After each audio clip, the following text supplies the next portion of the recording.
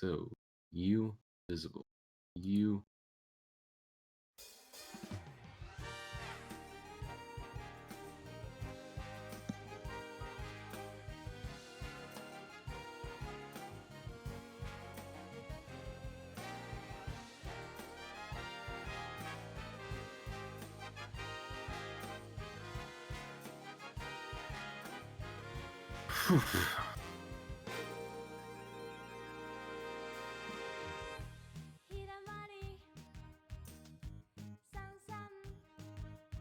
To be fair, the current setup that it has right now isn't that difficult.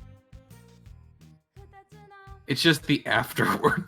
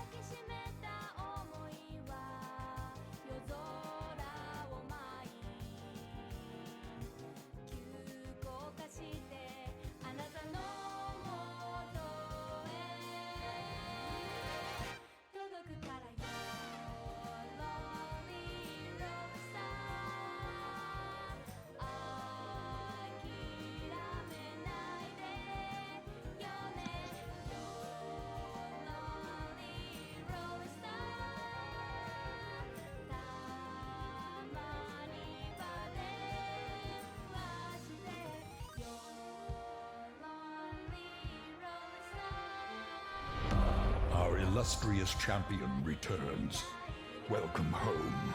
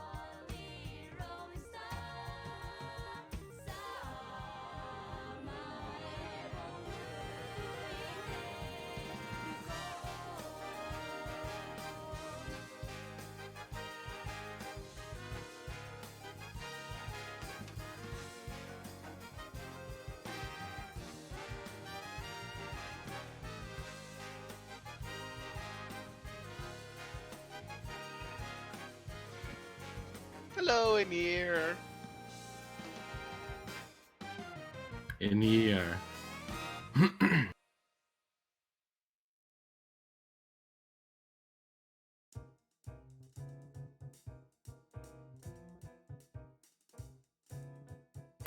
So what was that last song, by the way? I'm curious. That was a really good song.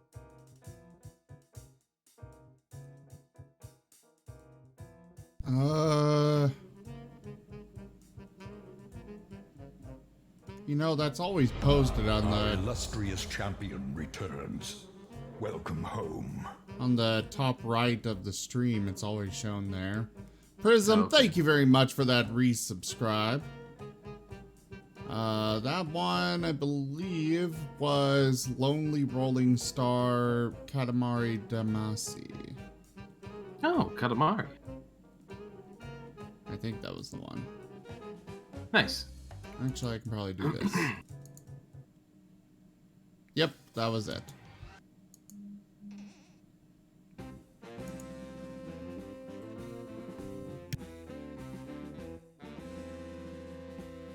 We're getting the people in. Ready to see the exciting breakout. The escape, if you will.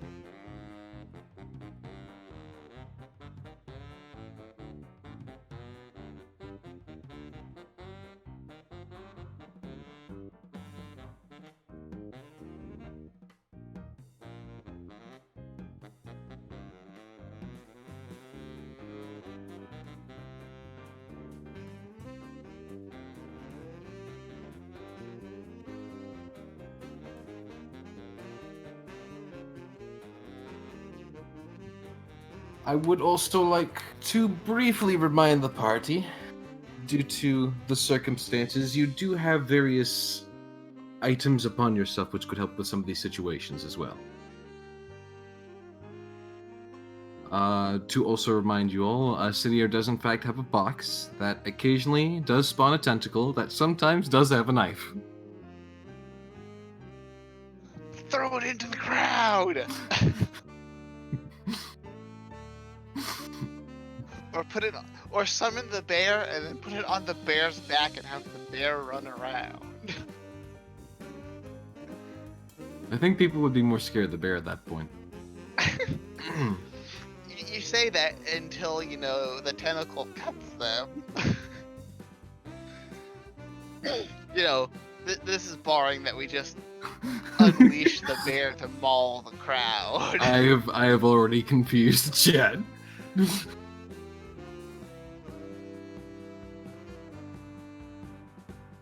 Yeah, just to explain for anyone who hasn't been watching consistently the Tales of Miraleth. There was a magic cart which has been hoarding magic items, and one of the magic items, which was originally intended as a joke, was a box that has a hole in it. And sometimes a tentacle comes out of that hole, and sometimes when that tentacle comes out of the hole, sometimes it has a knife. It's a magical item. That's the only explanation I'm given on it. It was a joke item. You know, if I had to guess, I would say it sounds very similar to the Hadar Eldritch spells. No, it's not an inky black tentacle. It's especially because those tentacles I don't think are actually proper tentacles, because a proper tentacle has suction cup grabbers on it. I think the proper word for, like, just, you know, a black oozing sort of mass is like a tendril, I think.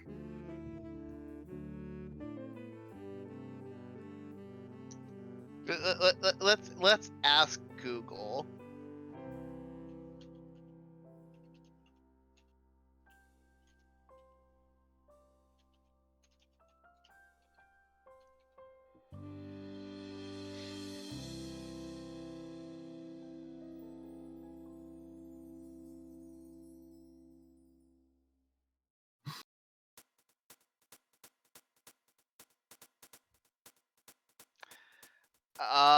No, it would be a tentacle. Really? Okay. A tentacle is an elongated, boneless, flexible organ or limb of some animals, while a tendril is a botany, a thin, spiraling, coiling stem that attaches a plant to its support. Huh. I've heard the word tendril used to describe tentacles before. That means every tongue in existence is a tentacle. Unless there's a bone. Anyways. Enough Well, of my... a tendril is more of a botany thing than a animal thing. Gotcha. So if it's a plant and it has a similar motion to a tentacle or, curling, spiraling, then it's a tendril. Huh. The more you know. Thank you, Google. Moving on from this thrilling discussion. Hello, everyone, and welcome to the stream. I am Razim, and this is Tales of Miraleth Dungeons and Dragons. I will now turn it over to Gold King to proceed. Hello, everybody, and welcome to Tales of Miraleth. I'll be your dungeon master today, as I always am.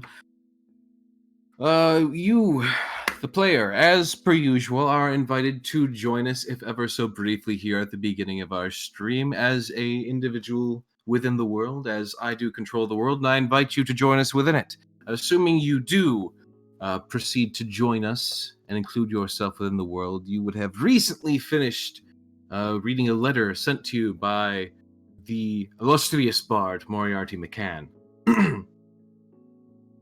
which would have given you another chapter in the story of the Tales of Miraleth.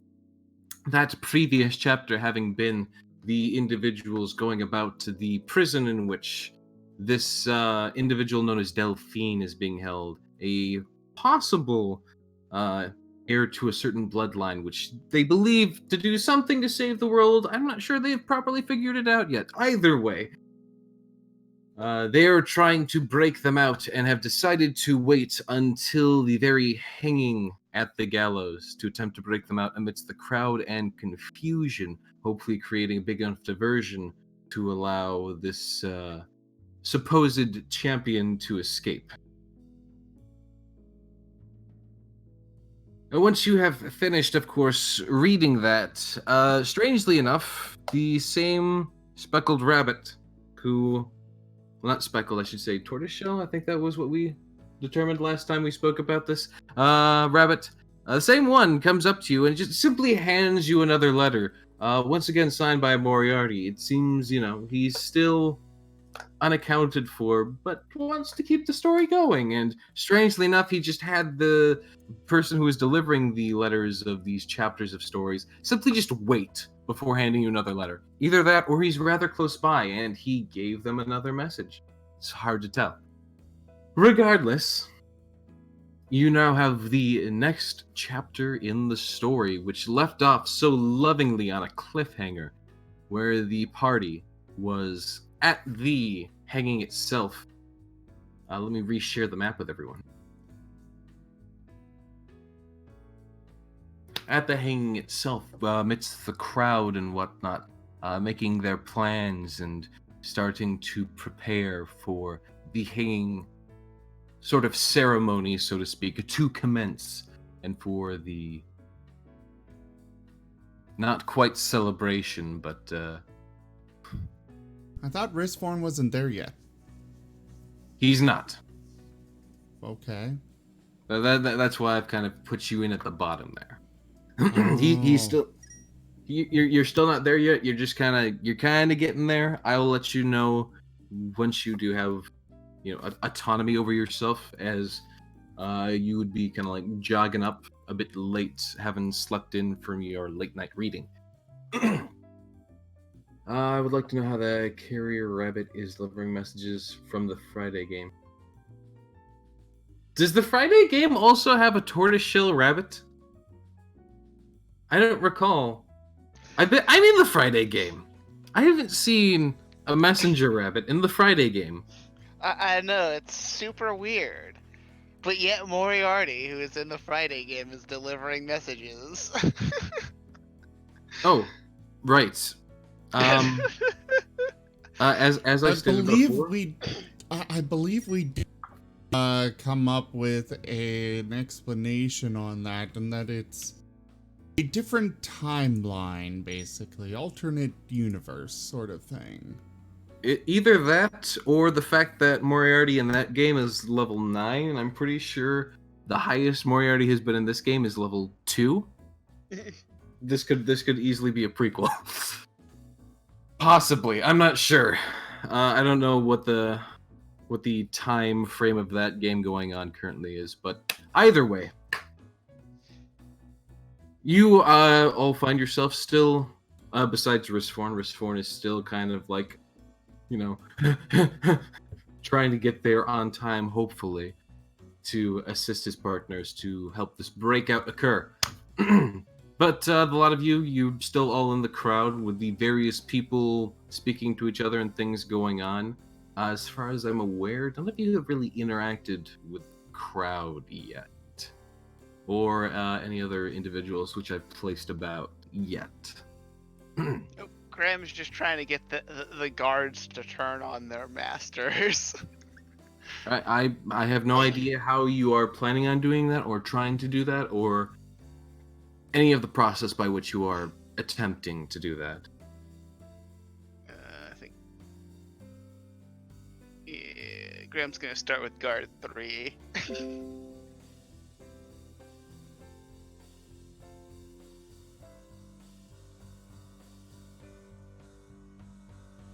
Guard 3 over by the carriage. Yep. Okay. I was like, there's guard 33, there's guard 30. He'll get to them too. Gotcha.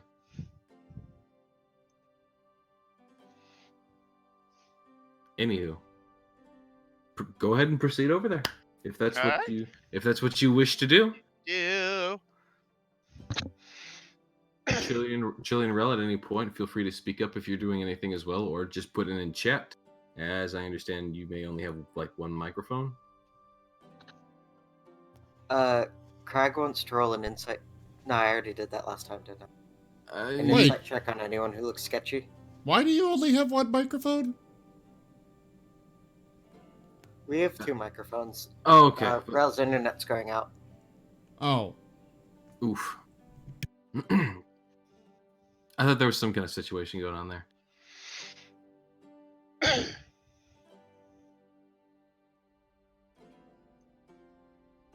Anywho, you did a check on the crowd to see if there were like criminals in the crowd, or what was going on? If anyone looked nervous or sketchy. Right. No, no. I remember the check now. I actually remember it. You were rolling actually to see if anyone would fight you. Before. That was me. I was looking for anyone who was like, who looked like an obvious potential like threat. Right. And I highlighted them in red. Yep.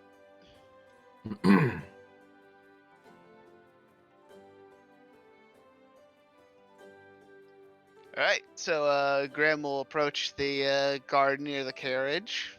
Alright, feel free.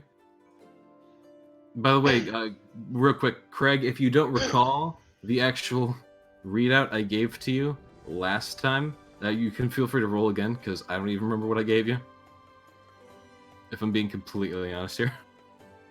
Something about the kobolds, and that's all I remember. Yeah, they do seem to be kind of slinking amidst the crowd, doing something. Again, I'll let you roll another perception check if you want to. It's an option. But Crag's looking to see if there's a pattern to their slinking. all right, go ahead and. All right. I'll say you just barely.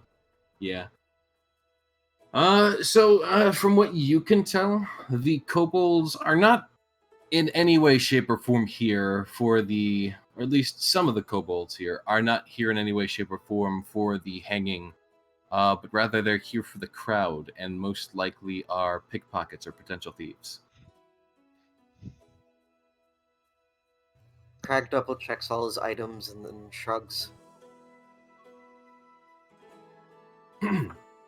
Graham, proceeding with you. Alright. Graham will approach guard 3 and be like, poor guard. You don't even know what's going on, do you? He just kind of glances down to you, blinks a few times, though you can't really see his eyes under the visor. Hello! This is an execution. Oh, that's not what I'm talking about, my good friend. I'm talking about the fact that you're the product of of some kind of experiment. What? Don't you haven't wondered why all the guards are so similar to you? When was the last time you even visited your family? Do you even talk to your fellows about your childhood, or has those thoughts never crossed your mind? He just blinks at you and gives you a really weird Hang on. look. Let's To be see. fair, I would have arrested him for being crazy at this point. I'm giving him a chance. I'm gonna use my luck point to re-roll that crap. God, motherfucking damn it! I'm done.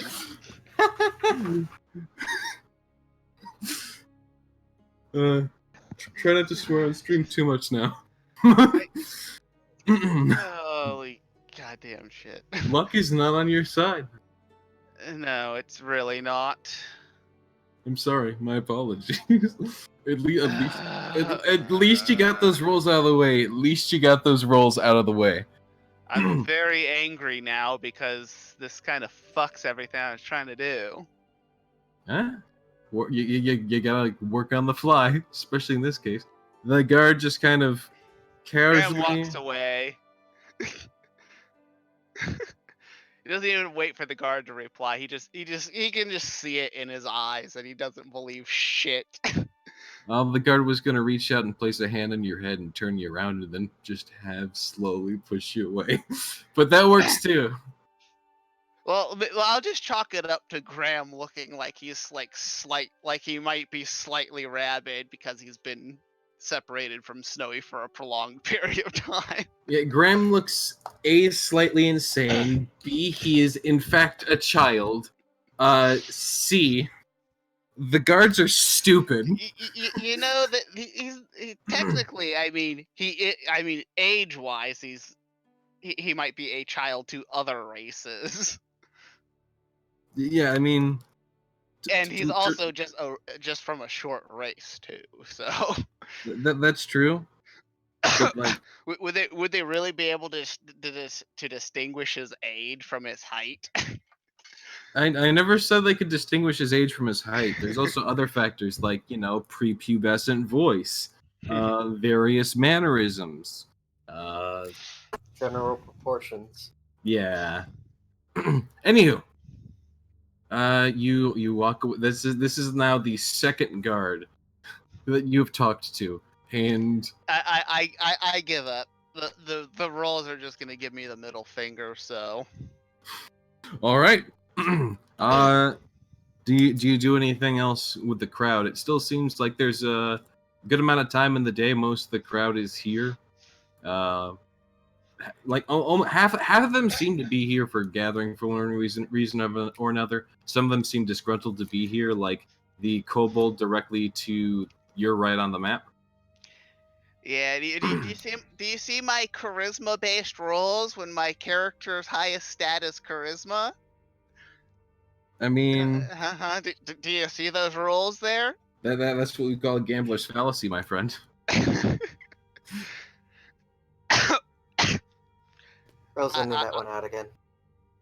I'm pretty sure the dice hate me today and will do me. You no have good. rolled twice. You've rolled literally twice. And I rolled a 4 and a 3. Literally only twice. 4 and 3. Alright, let's continue on. All right. Is anyone doing anything to interact with the crowd between Rel, Graham, Craig, Grem, and Sasha? Meh. Meh. Okay. You do also have Elman, who was actually making an effort to help, so I didn't get his permission beforehand, but I am going to try and use him to help you. Blue did give me her permission to use her if combat is required. Hopefully, though, it is not. I highly advise it is not.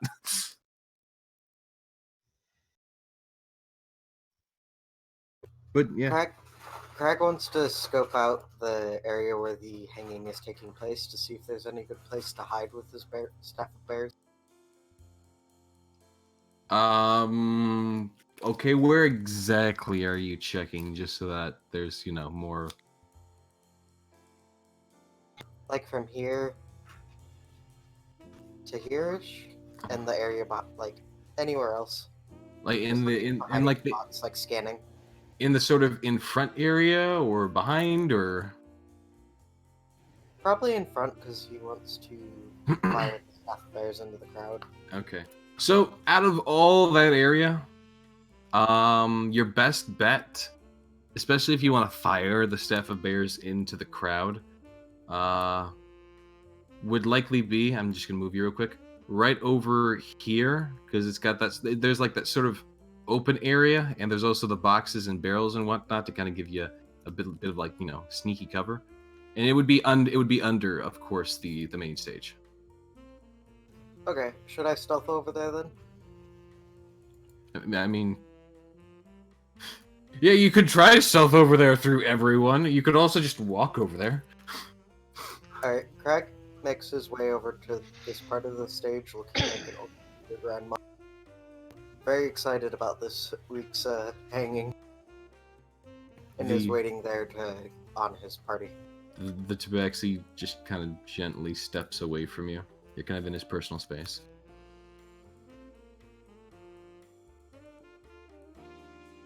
He lightly rolls his eyes, but continues to smoke his pipe. As he kind of just sits there with one arm crossed, watching. Craig says hello to him in his best impersonation of an old lady voice. He gives a soft grunt in return. He does seem slightly troubled.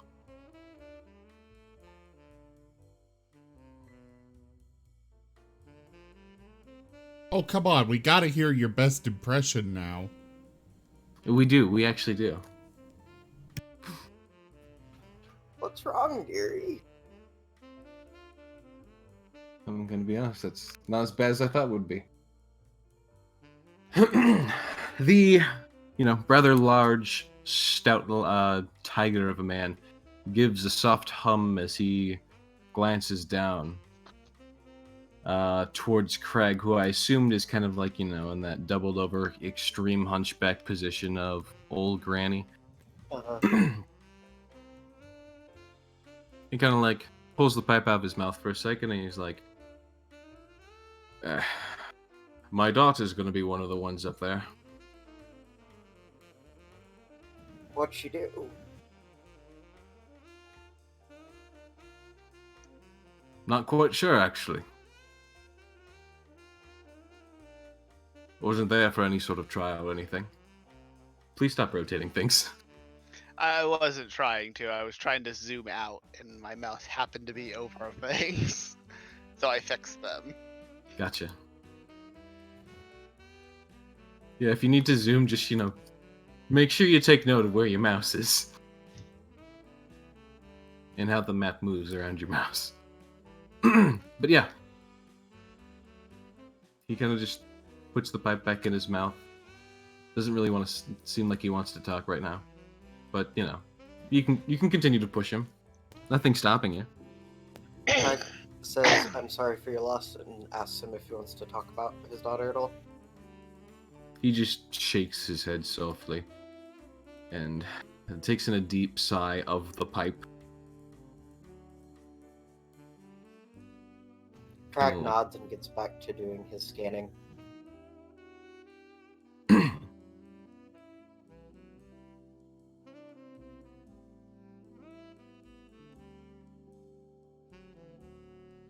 Alright, it seems as though...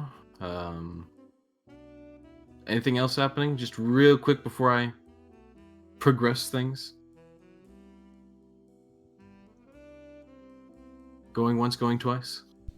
Risforn's gonna stop at a market stall and grab himself a nice apple on his way. Okay, that'll be a copper. Okay. He'll just be eating it along the way. Okay, gotcha. Just like a baker, of course. Alright, so as things seem to begin to proceed, the individuals start to be kind of moved out of the back of the cart one by one. At this point, Risforn, you would just be arriving. There's likely a few minutes left before things are properly, down to the wire. So, Risforn, if you have any sort of interaction to have with the crowd, you can do so quickly. But while you're doing so, it does seem as though things are starting to move into progress, at least from the cart. I'm gonna This be is a entirely hanging, honest correct? here. I have no idea what Risforn's position is supposed to be here. Right where you are right now. No, I mean, like, what his purpose is. Yeah, none of you actually planned this out that well. So you're here for it. Do what you want. Find your friends, catch up with them. Maybe try and figure out what you're doing. That's up to you, my friend. He will He will summon a fierce lightning storm. Do you have a spell for that? If I say yes, will you believe me? I'll check your character card. Wait, can't Zaire do that? No. None of us can yet. Yeah, that's. I think that the plan was essentially just create a disturbance in the crowd, and because we kind of freed her, she would kind of slip into the crowd and disappear. Yeah, Delphine currently 2 notes via Graham's word of mouth, at least for everyone who's been able to hear Graham. She is currently not out of, but her shackles and her legging chains, they are unlocked, but she's keeping them on.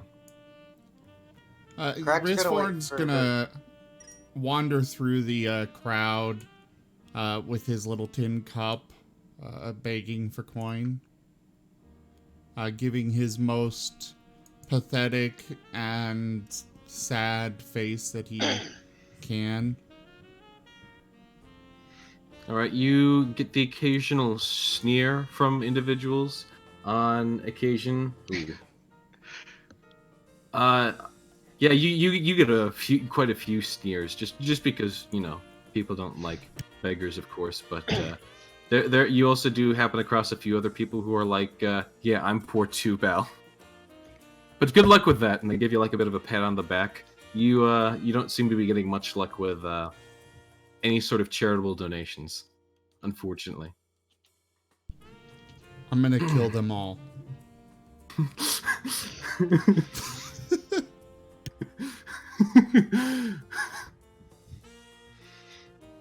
Gotcha. Well, good luck with that.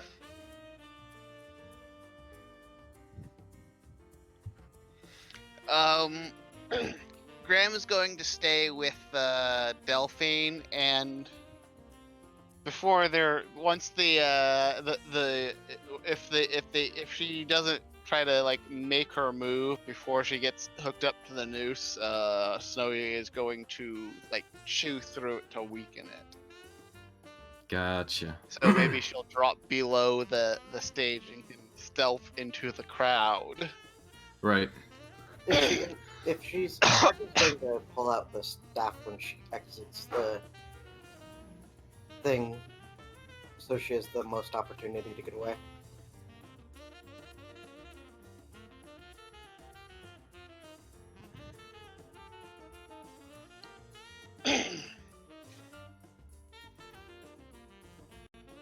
She's still in the cart, right? She's just starting to be pulled out with the rest of the prisoners right now. Alright. So Craig's she's- going to look at Graham with the I'm gonna do it face, basically. Then pulls out the Okay. staff.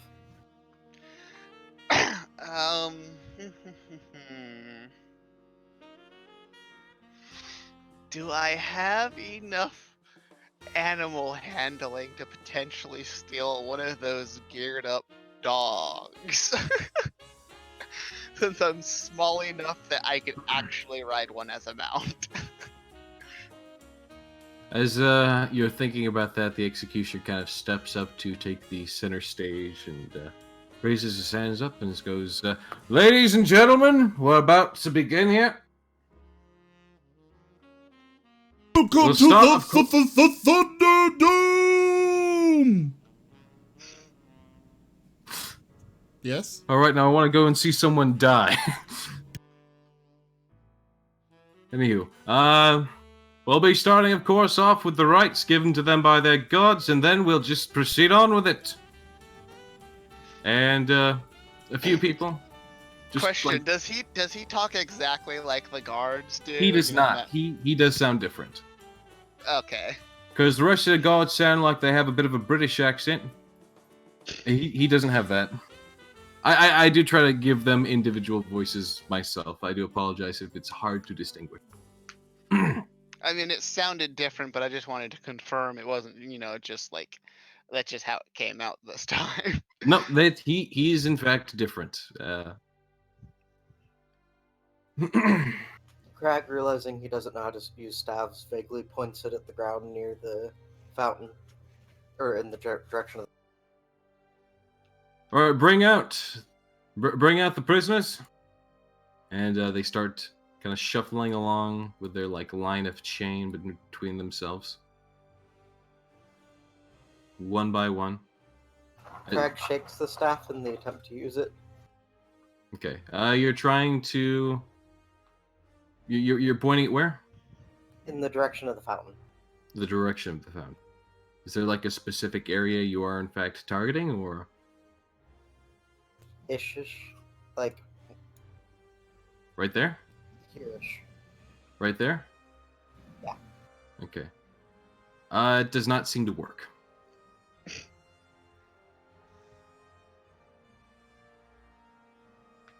Crag tries shaking it closer to the ground, or closer to him on the ground. Same target. Here-ish. Okay. You're targeting right there? Yeah. Does not seem to work.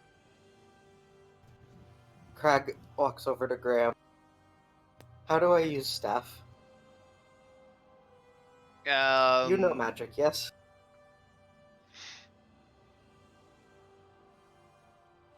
Of course, Graham gets a 22 on this. This of all things to explain magic to the knoll. Okay, Graham, you can tell. You can instantly tell by looking at the staff that it's supposed to be summoning something. It needs to be summoned in a clear spot. You need to summon the bear in a clearer, in a like open space. Crag nods and steps back and tries to spawn it where he was standing.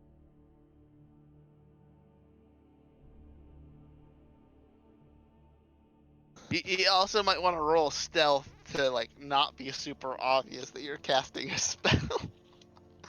Okay, where are you aiming at now? Where I was standing, or is that not enough space for a bear? That's not enough space. You need 4 open tiles, and there are some people who are kind of in that tile.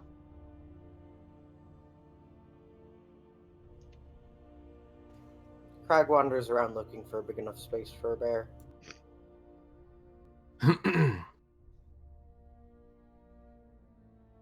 Alright, they proceed to kind of like yonder their way up the steps. Would these 4 tiles near the barrels work? Yeah, the bear would kind of be summoned half onto the stage and probably fall over. But you think it could possibly work? Alright. He shakes the stick in that direction.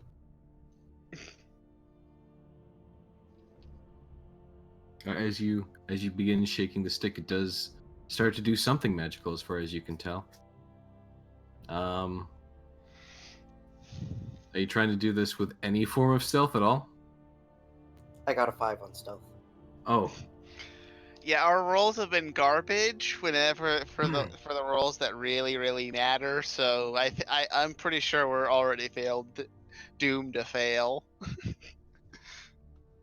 all right. So as you're kind of like just shaking the staff, and magic does in fact seem to be happening. The guard back here, Mr. Number 3, seems to notice you, and he goes, "Hey, you!" And he starts to step forward. But before that happens,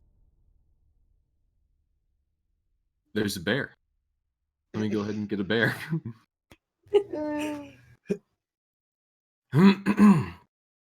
How big is the bear compared to Kai?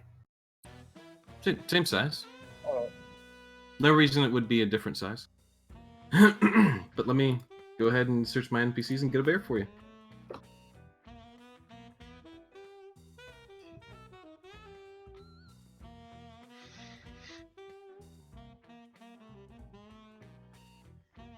Alright, let's see. Do we want you?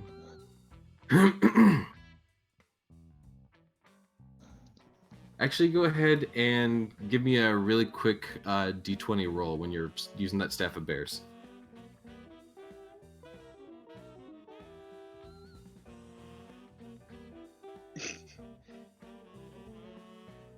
Ooh, that's a good roll. That's a really good roll. I hope it has a really good effect. It does. It does. It is a specifically good roll. Because there are different types of bears in the world. But some of them are better than others.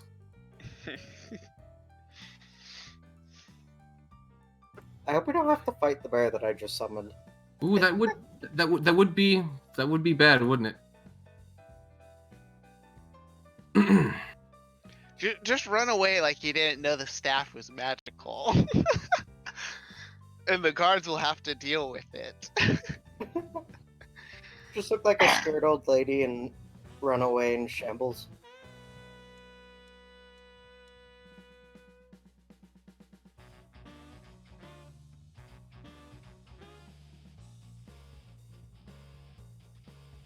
Alright, so you shake the staff and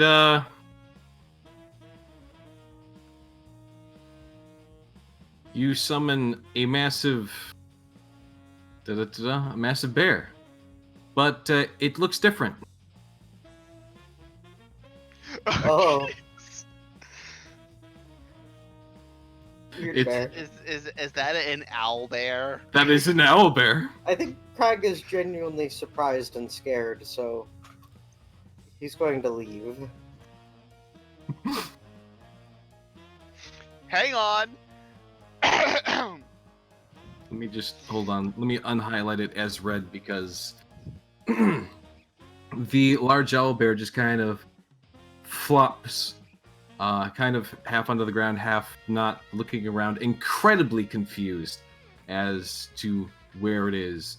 It likewise almost looks just a bit frightened as it gives out the sound of an owlbear. I have no idea if an owlbear actually roars or if it just goes hoot, but really loudly. It's a hoot roar. So it's like it's like the Probably something like that. I think at this point, Snow would kind of tap Delphine on the head and kind of like turn visible and like kind of point towards the crowd, and Graham is going to be like, "Owlbear, run! Danger!" Try to start a panic in the crowd. And I'm gonna roll intimidation. Yes! All right, Yeah. Graham. Really quickly, I need to roll something in the background here regarding the owlbear. All right. So the owlbear kind of like turns around. It takes note of the kind of more armored, threatening-looking man that's directly next to him, and seems to focus its eyes on him.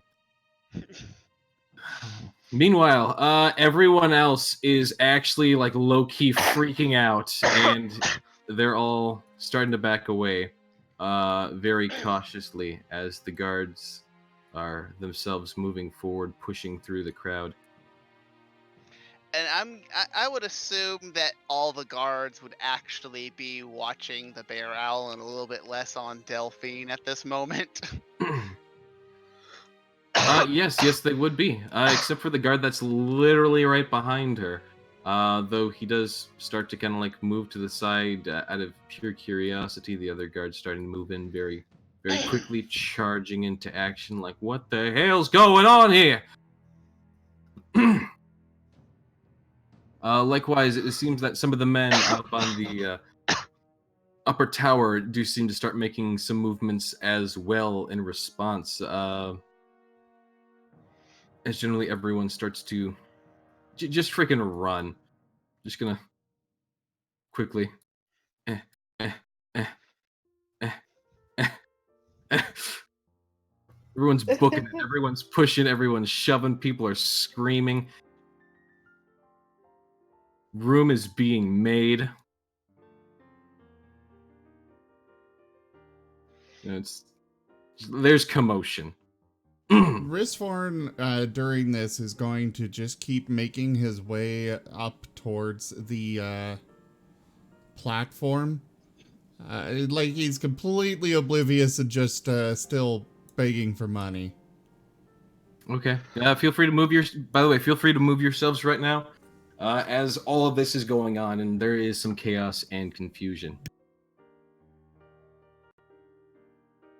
He's specifically moving slowly. Okay, gotcha. Meanwhile, as all that's going on, the owlbear is going to go ahead and make an attack on. This is guard 3.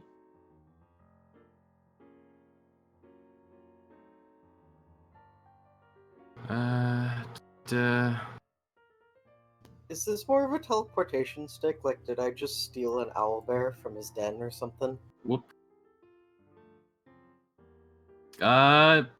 You don't know, but Graham might. I accidentally threw down. Get rid of that. If so, poor bear.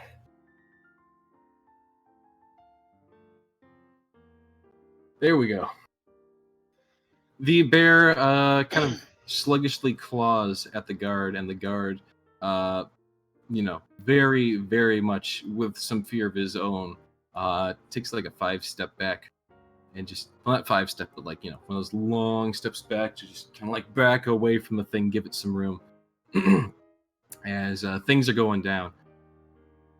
Zaire's going to try to sneak over to Delphine at this point.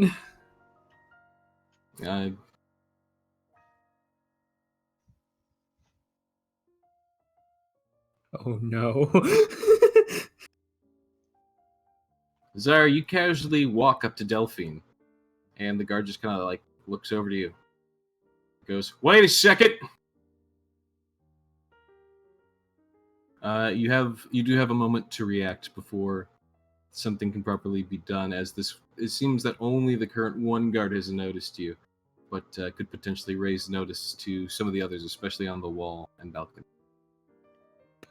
Zaya's just gonna start babbling about, like, talking about, like, you must convert to the cult. Basically, just trying to get away with looking crazy rather than that he was actually up to something sketchy. I'm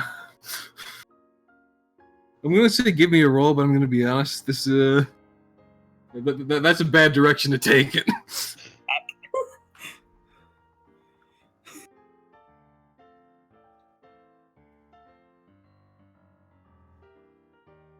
So give me a roll. Should I do performance or persuasion? Performance, I guess. You're not really. I mean, I guess you are trying to persuade him to join the cult, but okay. It's a good roll. You know what? I'm gonna have to counter roll this one to see how this one goes. Okay, so he kind of gives a frown, moves over to you, and tries to like shove you back. Just get away from the prisoner, he says as all that's going on. Zaya will do that. As he's gonna take a moment to escort you away. As that's all going on and everyone's like moving. Snowy paps Delphine to go Yep. now. Yep, Delphine kind of like gives a nod, like it looked like she was about to leap forward anyways, as she just like flips her like wrists forward and the chains just straight up fall off, and she turns to start making a run for it. Of course, as she does so, the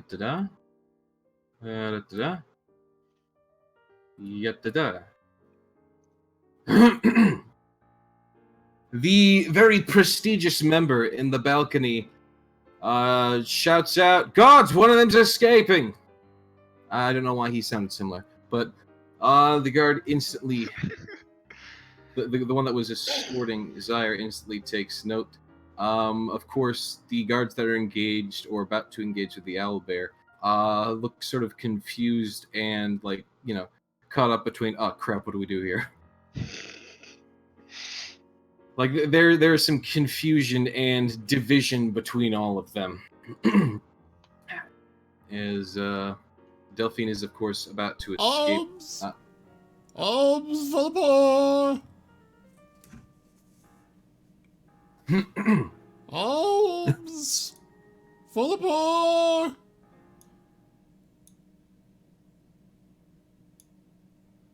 So Delphine's making her escape? She's straight up booking it. She's assuming if I were to do this by turns, her movement speed is actually pretty dang high. So I'm gonna say she was on this block. So let's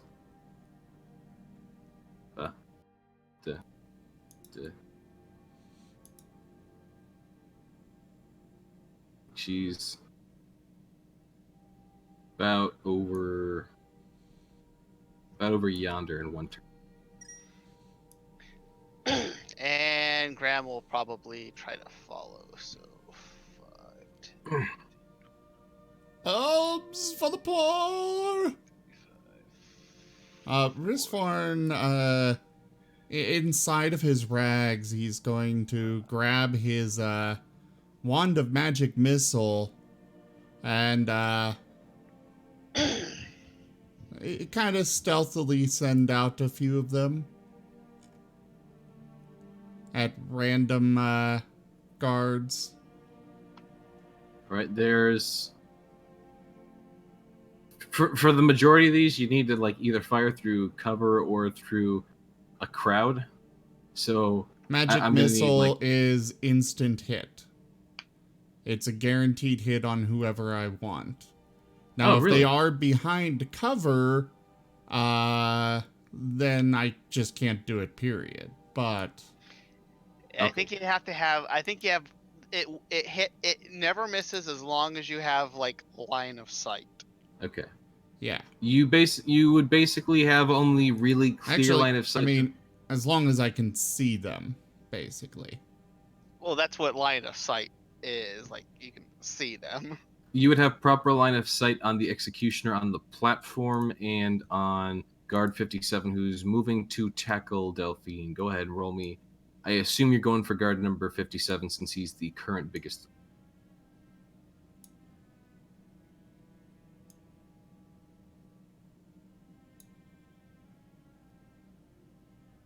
Okay.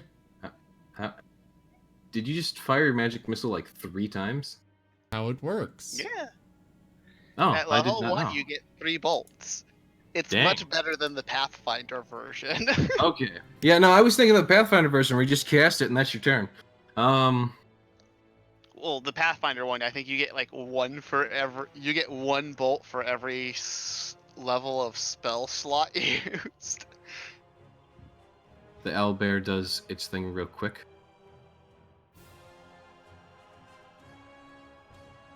The He's owlbear gonna keep wandering off down this alley here, specifically not going to the one that Delphine's running through. Right. The owlbear seems to like flop over, and all the guards straight up charge that thing.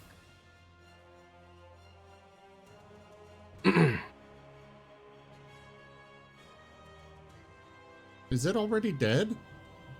No, it's it did a critical fail, so it just kind of flopped over. And I'm not gonna have you waste cards on like whether things critically fail or succeed in this right now, because like this is a combat that's just kind of going on the side here. This isn't even concerning you guys at the moment. It's just your distraction.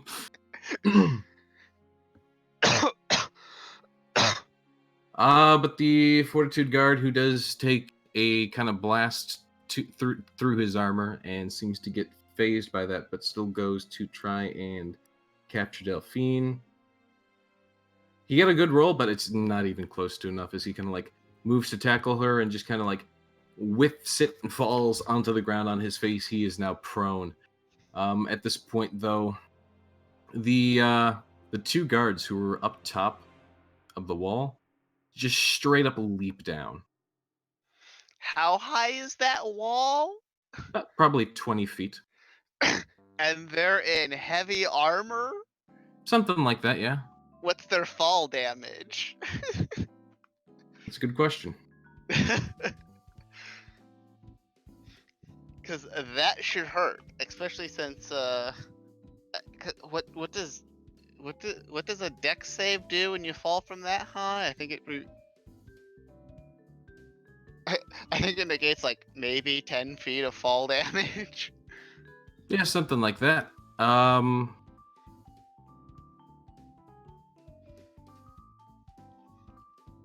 But yeah, no, they straight up just jump straight down. It does seem to hurt them, but they freaking... I don't know how to explain these specific individuals for the castle, but let me just say that they're kind of elitist. But so they just freaking actually just straight up hurt themselves in doing that. Just to try and make sure. Do I notice anything like off or odd about them like the normal guards, but except like crazier and scarier? They do have that look of determination. Like, that solid look of just like, eyes peering through a visor that like, no, these guys mean business. These guys are serious. Though they do kind of take their turn being a little bit staggered from that, as Delphine does run off. And she will, yeah, she'll easily make it off the map. She does. Graham will. I do believe this is the guard that actually likes Graham. 57 because he's like complimented him and whatnot. Right. Graham will like hop over him. Don't worry, I'll help catch her and follow after Delphine. Right. Delphine is notably faster than you. Just so that you're aware. Yeah, but I can still kind of unless she's gonna how much faster is she? Because I got at least because she was only like 10 feet ahead of me by the time I caught up to her. Whenever the guard. She has the movement speed of 40 feet compared to the base 30 feet. Okay, well it's gonna take her a while to get out of range of Snowy's connection to me. So. Right.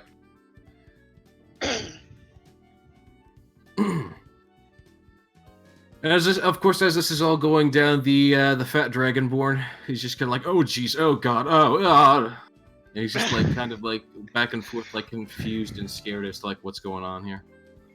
As these guys, once God, I want to punch him so badly.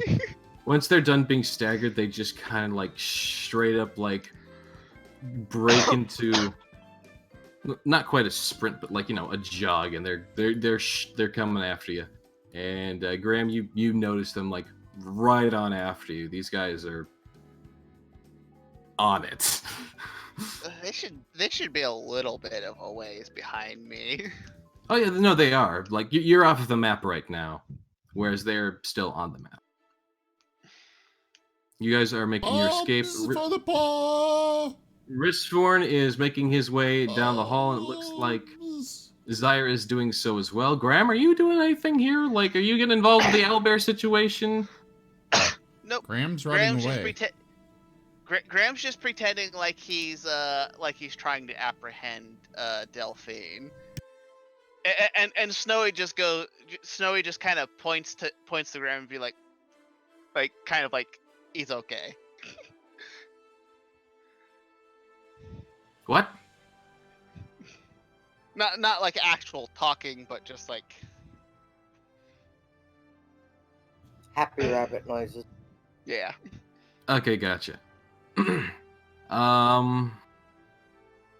Right, no, but she's straight up booking it through the crowds, making it through the streets. I, of course, don't have proper cities chase streets set up. I have more other things set up for...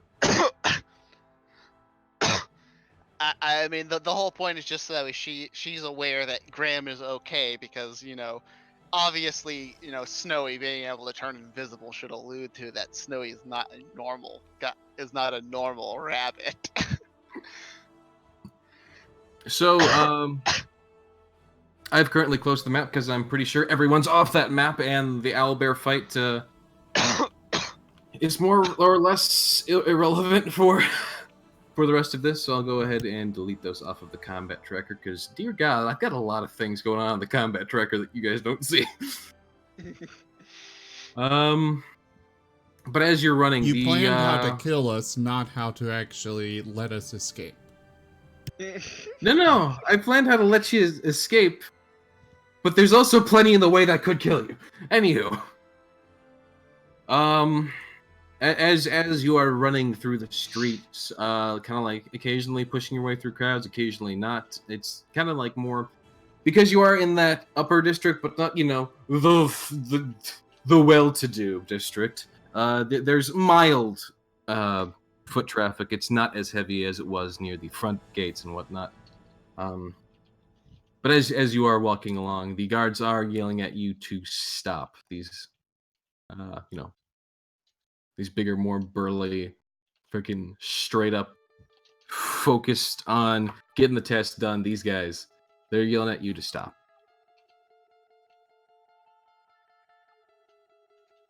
Have they never heard of adventurers? Or bounty hunters? They don't know what I am. They don't. That's why all they know is that I yelled, "Don't worry!" Don't worry. I'll go after her. Like he verbally declared that he was trying to take her down. Yeah, but they don't know who you are or your affiliation with her, so they're yelling at you to stop. They don't know. When all you know is that they're telling you to stop. Whether or not you comply is up to you.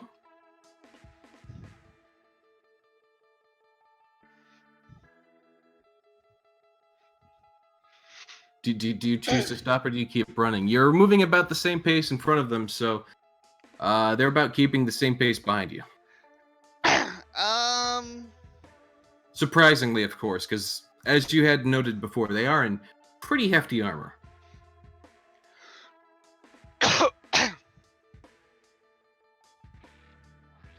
Graham will. I think Graham will stop if for no other reason than to slow at least one of them down. All right, as you do kind of slow your pace to, I assume you're still running in the direction of Delphine, but you know, kind of like lagging back so that you're running at the same line with the guards. Is that what you're doing, or are you just straight up Yeah. stopping? Okay, so as you kind of lag back into line with the guards, one of them just kind of like looks down to you as he's running.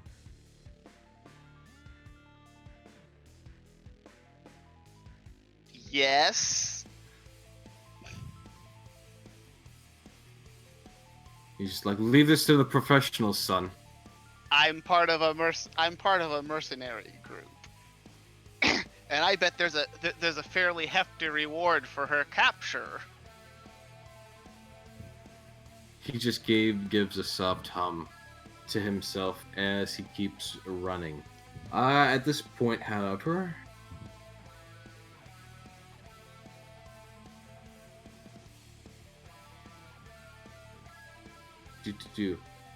Delphine seems to have disappeared from sight, but you know from Snowy that she has taken a few sharp turns in an attempt to lose them.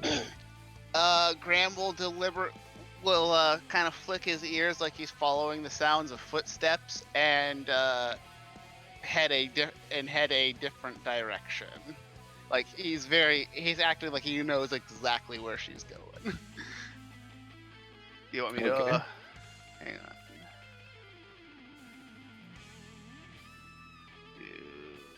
God motherfucking damn it! Yeah, that's. I'm gonna be honest. That was. I figured I was gonna have to roll that anyways. So. It was a good idea. However, the guards did see where her first turn was, and so they turned there as well. Giving you kind of odd glances, you kind of now lag about 5 feet behind from your kind of hesitation. But they do keep on her supposed trail, though.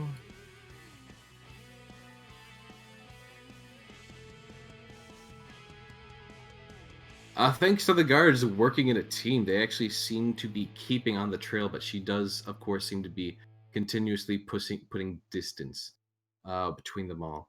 At this point, the entire party would start to hear very loud bells, much like church bells ringing, but they're ringing at a pace of like ding, ding, ding. Like it's not the normal melody or chorus of like a wedding or funeral or what have you. These are clearly alarm bells. As the first bell starts to go off, soon other bells start going off around the city.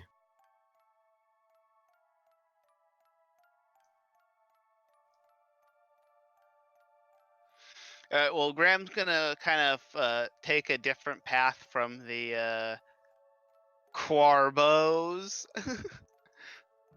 Yeah, I didn't have time to properly rename them. They're more there for the purposes of their armor and some of their stats. So he'll kind of diverge from them. They're not they're definitely not following him, right? They're not following him. They're going straight for Delphine, and they seem to be doing a damn good job of staying on her path, but don't have the speed to keep up with her from your connection with Snowy and the information he's giving back to you.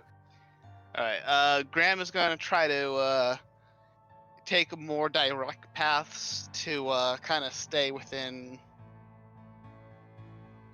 connection range to Snowy.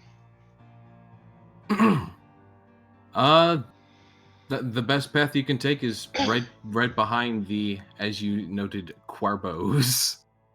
Well, I thought she was taking like zigzagging like paths.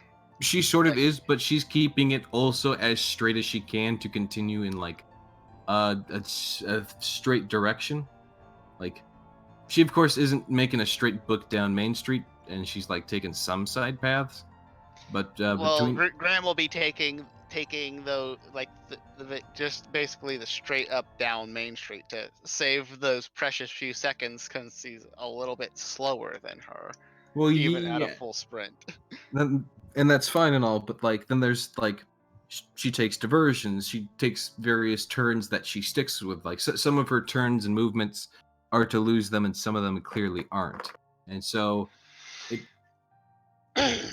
it does become a bit of a test. I mean, he knows which direction she's heading, so she's clearly heading towards probably a gate, I'm assuming. Possibly. The chase will be continuing for a little while, as it is a big city, and she does seem to have intention on somewhere she's trying to get to. I know nothing. I was trying to roll insight for. God damn it. Yeah, you can't quite tell where she's going, what she's planning. Hang on. Snowy does. For some odd reason, Snowy looks like knows that she's looking for a place to hide, someplace safe. Well, he's also like. Like that's just his. That's like straight up his instinctuals kicking in. He's like, she wants to hide. She wants to be safe, like I would as a rabbit.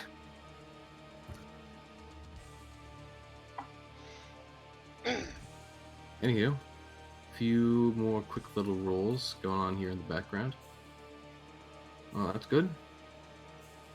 Ooh. Okay, so at some point or another, Snowy actually notices that, oops, Sasha disconnected again. And Sasha reconnected again. Anywho, but Snowy actually notices that one of the two individual guards has somehow caught up, either through a series of predictions, some sort of, I don't know, speed? Question mark?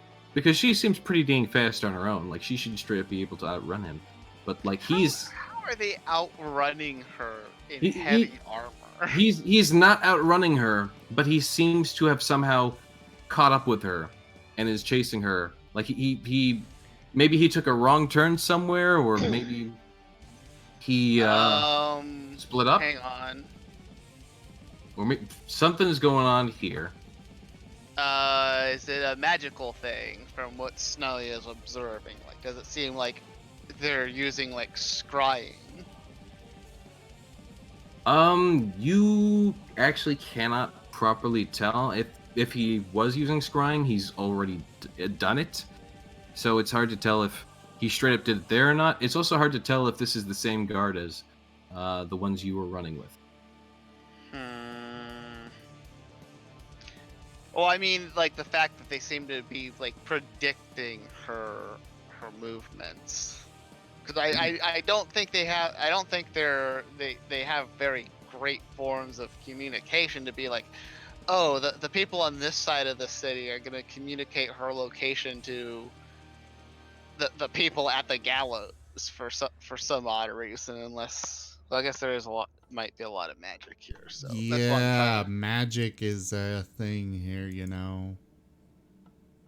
It is hard to properly tell from your perspective, from Snowy's eyes, even with that really good roll, if magic is or is not involved, because if it may have already been used or not. He's not using magic at this moment. You can tell that much. But it's hard to tell if magic was used previously, if he just got a really lucky guess to get caught up back with her. Can't tell.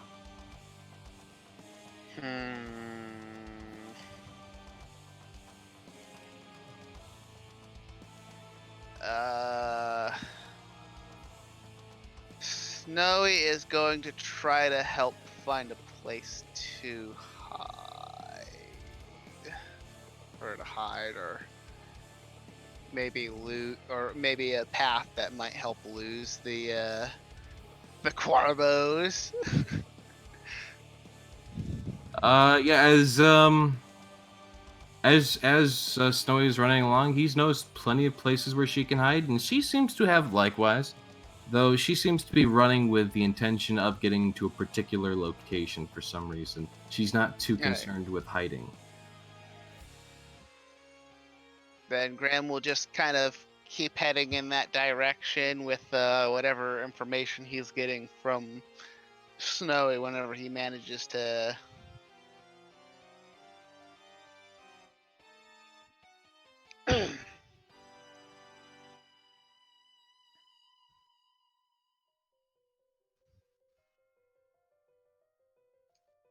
So that's what Graham does. All right. Is real quick from the rest of the party. What's the rest of the party doing as Graham is like, straight up booking it? Like, is everyone else? Delphine got safe, but what's everyone's next step? As alarm bells start ringing off, and you're just all casually like, kind of like walking along via your various outfits and uniforms.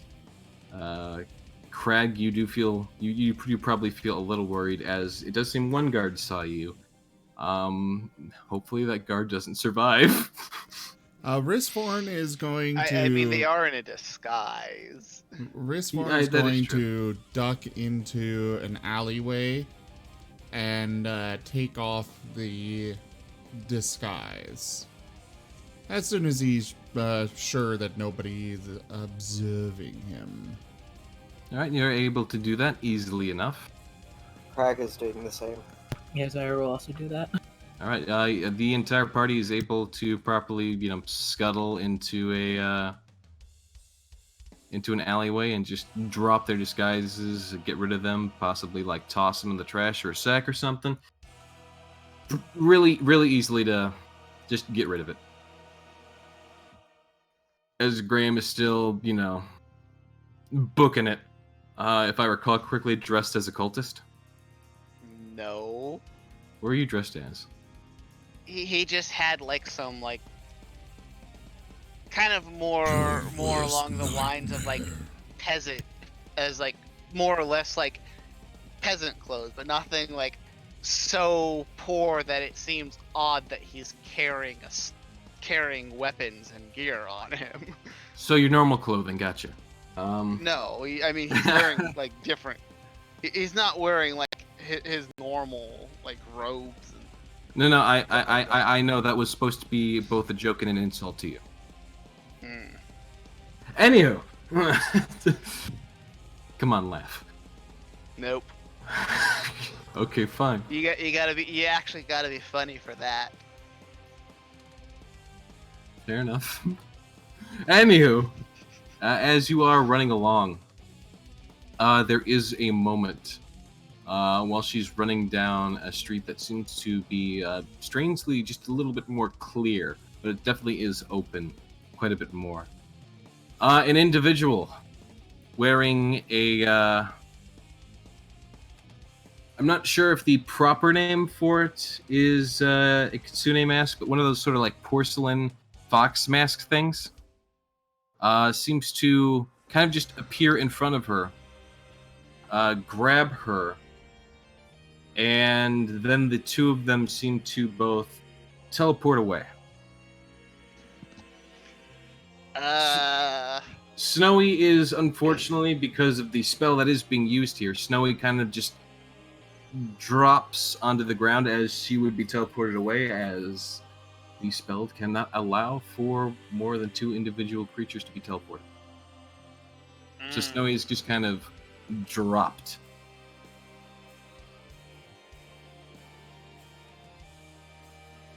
Well, Snowy shall turn invisible and start making his way back to Graham. Actually, you know what? Before that, Before that? I wish to identify said spell Okay. to try to determine a range. Right. Let's see if I can't remember it.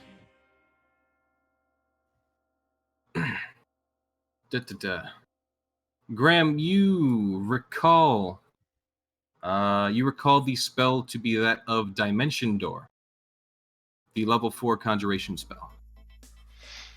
You teleport yourself from current location to any other spot within range. You arrive exactly at the spot desired. It can be a place you can see, one you can visualize, or one you can describe by stating distance and direction. The individual, of course, did not state any distance or direction, so he probably teleported to some place within sight.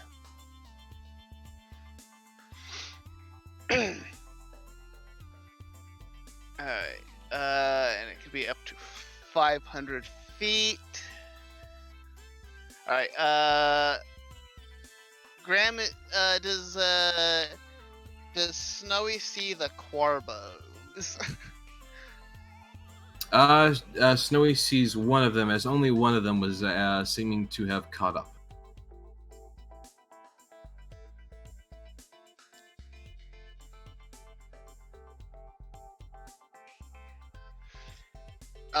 While invisible, Snowy is going to wave at said Quarbo and see if it reacts.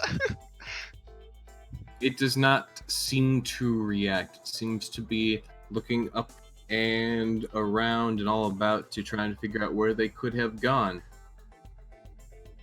And it kind of like just does that thing where he like makes a fist and just kind of like swifts at the air in front of him as he seems to be upset.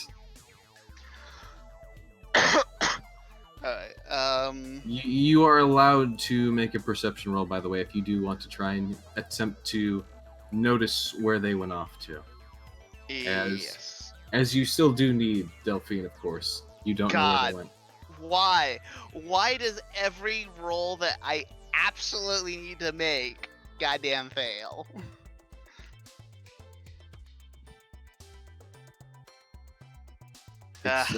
I'm sad.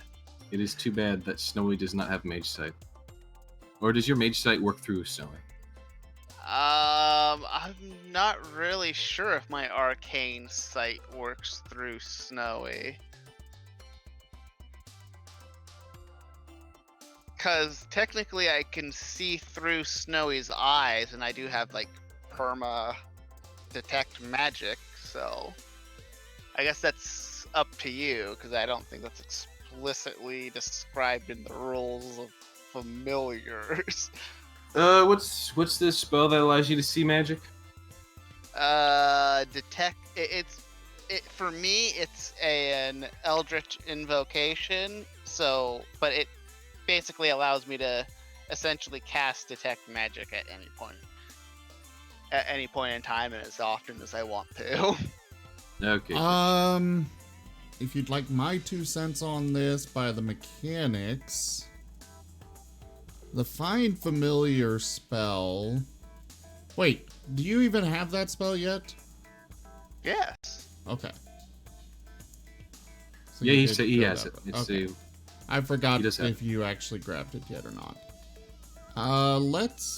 So the Find Familiar spell does allow you to cast spells through your familiar. Let's see, where is it? Throws the internet's out again.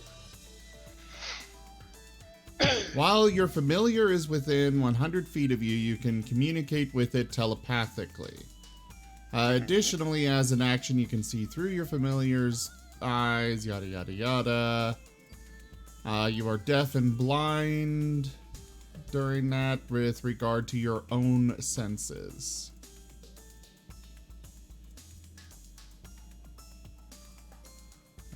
When you cast a spell with a range of touch, your familiar can deliver the spell as if it had cast the spell.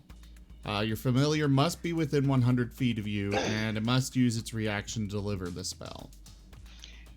If my eyes are magical, would that count as like? You would that count as yourself would detect be magic blind. touch?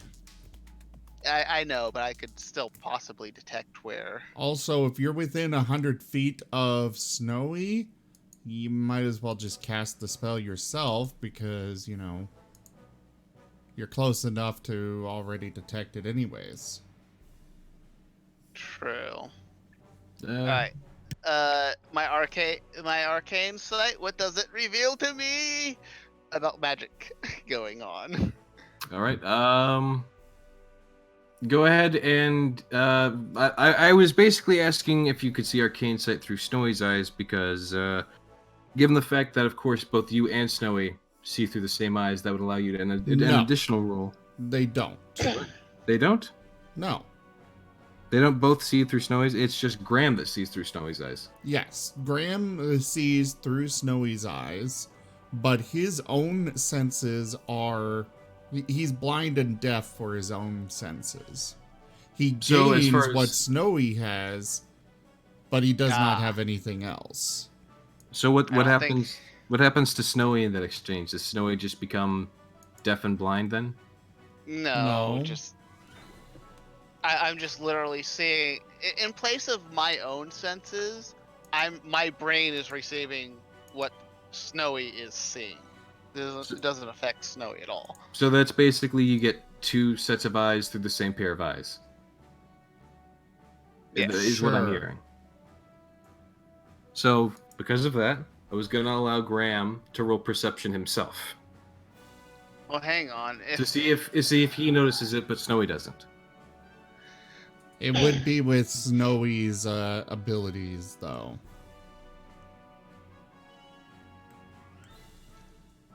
I mean, to be fair, I have before looked at the same picture that other people have looked at and noticed different things. Yes, but he's using Snowy's senses and such.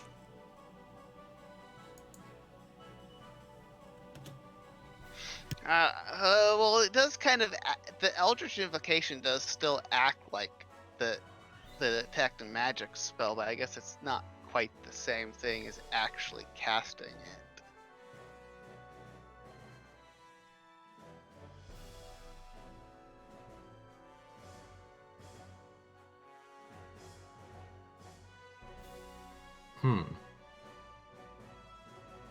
Because it does have a range of self, so I mean, I could possibly have theoretically cast it on Snowy, but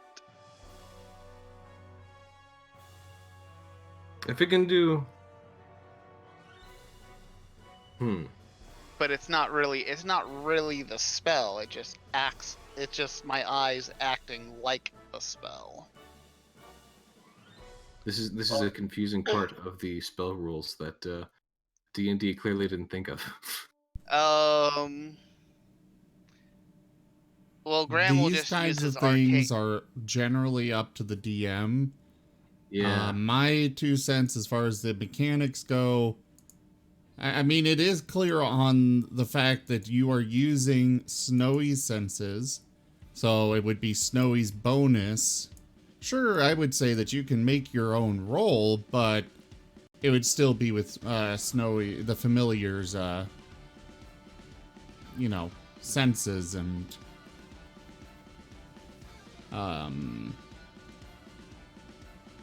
So my could brain I just like died. roll another perception check then? Do you Yes, think? Like but one for Snowy using- and then But using Snowy's Snowy's roll bonus. for it. Yeah, you use Snowy's roll. Yeah. God, why? Okay. Why do you hate me, dice? You know what? Just to give you the third chance,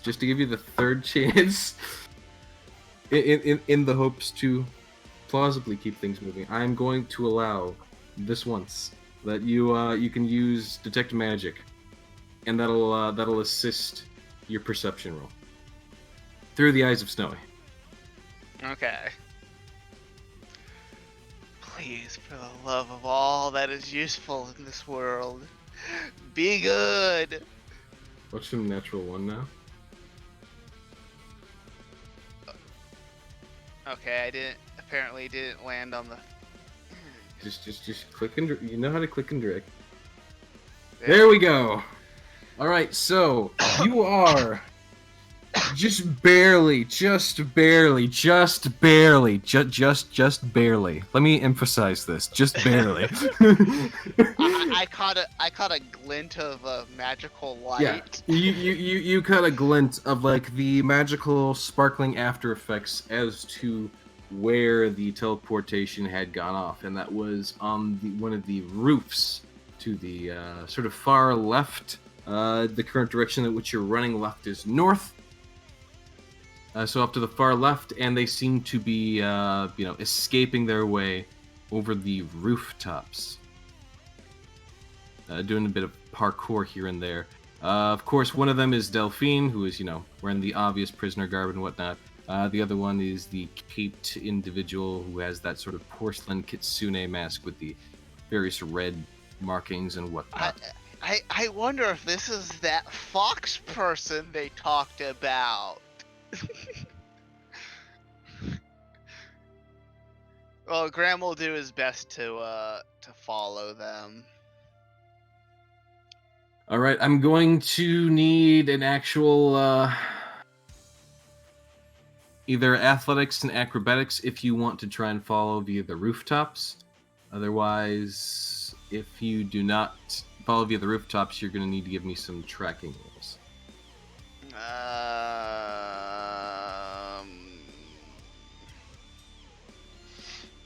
All right. Acrobatics it is. What the hell? Okay, or you could just. Okay. Why are these not working? There we go. All right, you are able to do some quote-unquote hardcore parkour up one of the buildings, at least up a building that had enough of a series of ledges and whatnot to get onto the roof of it. As there's a surprising number of those in the city. This is like a regular Assassin's Creed. Anyhow, as you make your way up, you have much better line of sight to them. They do seem to be getting away, but Delphine does seem to be slowing down for her companion of sorts to keep up with him, and they seem to be taking themselves at a much more leisurely pace, seeming to be, somewhat confident that they have lost the guard. And the guard on the street seems to have not noticed you moving up there. He seems to have already been turned around and walking away upset. Very lucky on that.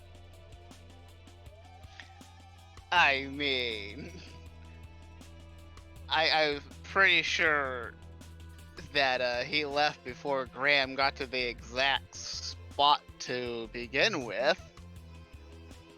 No, he was investigating it hardcore and like trying to figure out where they could have gone. But he clearly lost them and didn't even notice Graham.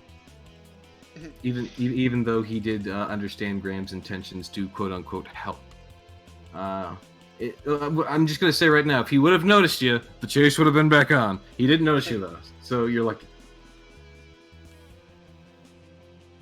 So yeah, they're casually kind of just jumping from rooftop to rooftop. If Graham had noticed him following him, he would have just looked.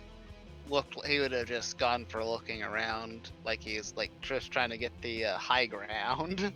Right, Snowy is back with you now because you did have to pass through where Snowy was, so you do have Snowy back with you. Other than that, back to the rest of the group real quick. What are you guys doing? I understand it's not as intense or exciting as the rooftop chase, but there is some stuff going around. You guys do still have a little bit of an exit strategy to think through if you guys are going to try and get out of the city. Especially now. There's quite a bit going on to still take consideration of for the rest of the party. Hold on, we're troubleshooting some tech right now. Gotcha. Risforn is going to... Well, he's got no idea what to do, so he's gonna head back to the inn. All right. They kind of lost. They kind of lost track of, Graham and the other one, and so, got no point sticking around out here. It's kind of hoping they'll come back to the inn. Ristforn, Element, and Sidier will all be returning back to the inn then. Craig and Zyre, just feel free to give a little note in chat or something if you decide to return with them as... Okay. So everyone else is going back to the inn to return after that rather adrenaline-increasing escape attempt. Going very well in the favor of the party, if I do say so, with as many bad rolls as you rolled. Nobody tried anything miraculously stupid. You had a decent setup as far as making sure the prisoner themselves actually escaped. And it seems as though they had outside help. But Graham, you are still kind of on the trail with them. Are you trying to kind of sneak up on them to get up with them, or are you straight up just like, casually like hopping after them on the rooftops? It'll just be kind of... He's not really trying to hide from them, because again, like Snowy, the thing that helped her fucking escape pointed him out and was like,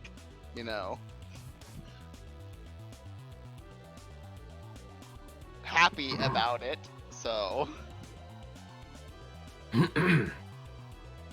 all right, so eventually you would start to kind of like, close in on them, and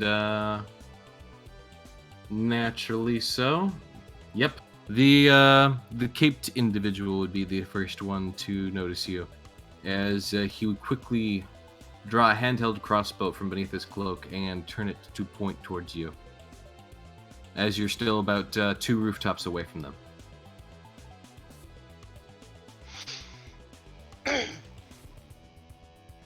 He's, mask is lightly intimidating.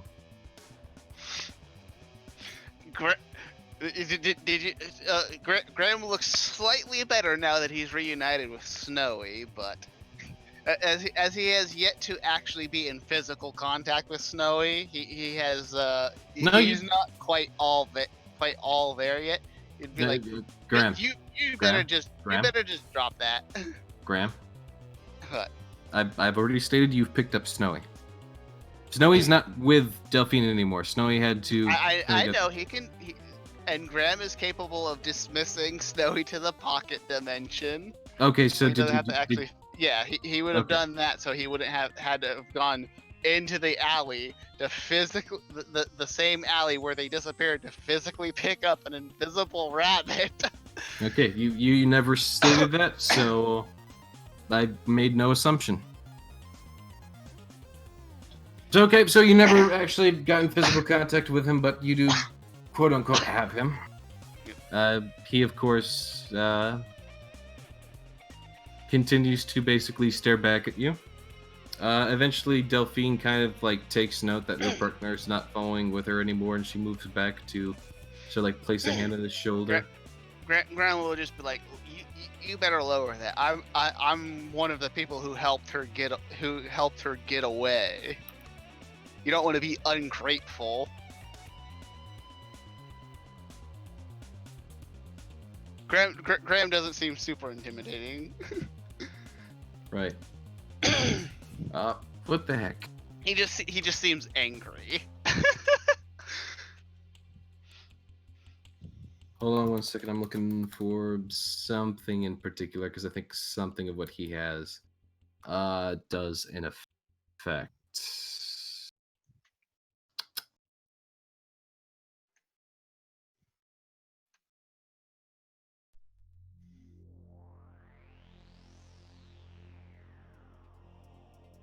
Ooh, nice synthwave.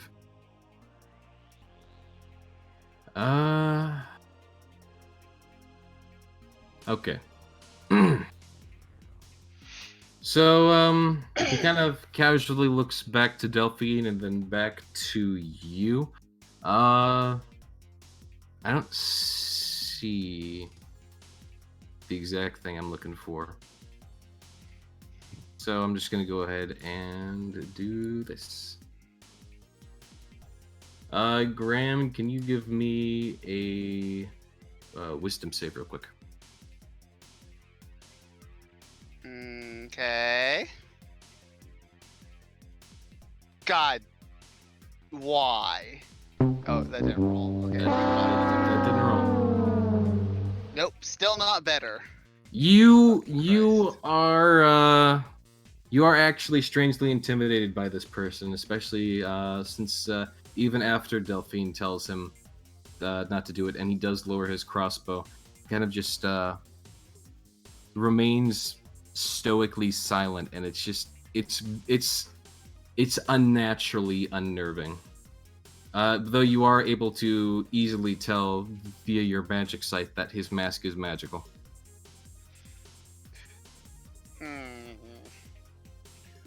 Would that let me roll my wisdom save again?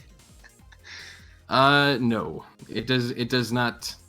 The knowledge of what's doing it does not dampen the actual effect. It's still pretty. Alright. It is still unnerving. It is still very unnerving, and do not like that. No. Christhorn's going back to reading his book. Brisforn returns to reading his book, hopefully to get through the last few chapters of the Spell Creators. Actually, that wasn't the actual name of it. If I recall correctly, it was the Book of Magic Theory, Volume 3, Evocations. I hope you took note of that in your inventory. Something like that. Yeah, it's in my inventory. I'm too lazy to check. Yes, Magic and Magic Theory, Volume 3, Evocations. There it is. Hopefully getting to read through the rest of it. Anywho. Yeah, as you kind of proceed up to them, assuming you proceed up to them, Graham. Yep. And Graham will also, at this point, now that he's no longer in having to be in full sprint mode, he'll recall Snowy out of the pick it up. Okay. Now, probably for this to see if Graham retains memories. Yes, he does. Graham at least knows that he broke Delphine out of. Graham also remembers that he's properly intimidated by the weird guy. Well, this was more to see if Graham's memory just got reset because of how long he was separated from Snowy. Gotcha. Okay. Anyway, as you do approach, Delphine gives you a bit of a smile and kind of squats down, as she is a bit of a tall lady. She's like, "Hey, little guy, you did good work back there." Yeah. And now you're not going to be put to death for a stupid crime of stealing a trinket. Wouldn't be the first time. You ever think about being a thief? No, never. Well, you should give it Then some again, thought. it's not. I don't really consider it thievery unless you're, stealing something that people need to live. She kind of tilts her head back and forth, rolling her eyes. Well, apparently the kingdom needs a crown to live. I really doubt that. Plenty of places exist without a piece of gold to wear on someone's head to survive. And that's why that's called sarcasm, honey.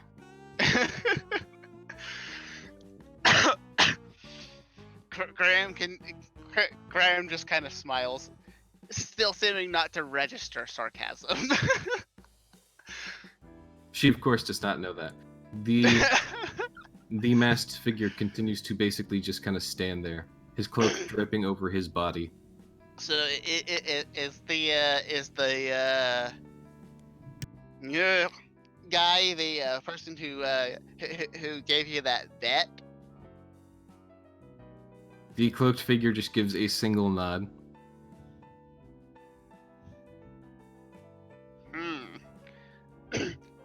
Risforn Well- is going to excitedly chat up what he's learning to Crag. Crag stares blankly at Risform and nods as if he understands. Can I roll an Roll intelligence intelligence to see if to any see of if you it comes understand through? what he's saying. No, by all means, feel free to roll intelligence to see if you can actually learn something from this. Risforn really He's- doesn't care so much if he is understood. Or rather, he's more trying just to learn. oblivious. Yeah, Greg, you're able to kind of keep up with the ideas that he's posing, sort of. It's just you can't really put two and two together yourself. It's like, okay, magic does this. Okay, I guess. Okay, He's slowly learning that magic is a thing that happens frequently. basically. It's like knowing that an engine uses gas, but you don't know every part that goes into building the engine. Ah, yes, the diesel train uses diesel fuel. Congratulations. Poor Crag. He's trying to understand. The floor here is made out of floor. Anywho. So that being stated and said and everything, yeah, Craig is trying to keep up. Is Zyre doing anything in this particular time? Out of curiosity?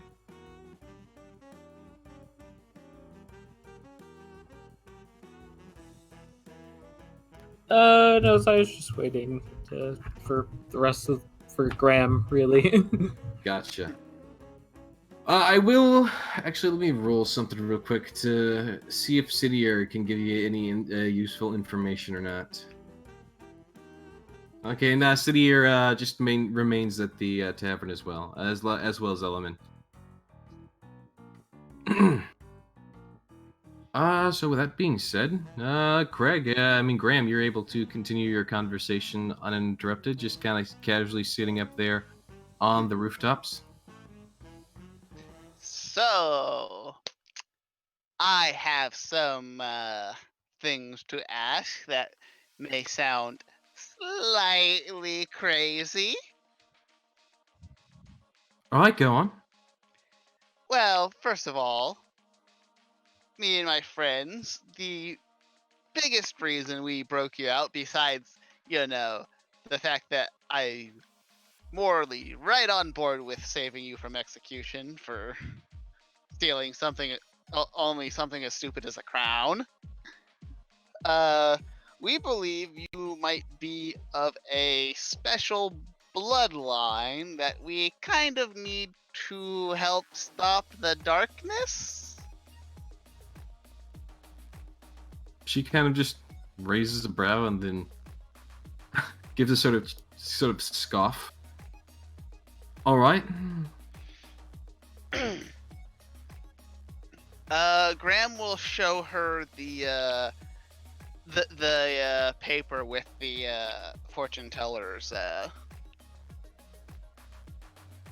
prediction and note thing. And she just kind of looks at it and I raises a think brow. you might be one of the spirit bloodline. Maybe your scary friend too. He seems like he might fit the bill for someone who would kind of stand out in the ways of skills and whatnot. She kind of looks over the paper and hands it back. It sounds to me like a whole bunch of superstitious stuff that some of the local gypsies will hand out or something. And yet I saw my dragonborn friend get carried away by turn into a giant dragon of light and destroy an eclipse. Did the gypsy tell you that too? No, I was literally there. Okay. I know magic. Don't look at me like I'm crazy. A mysterious voice kind of echoes near them. He is crazy. I mean, he legitimately is, but Loser.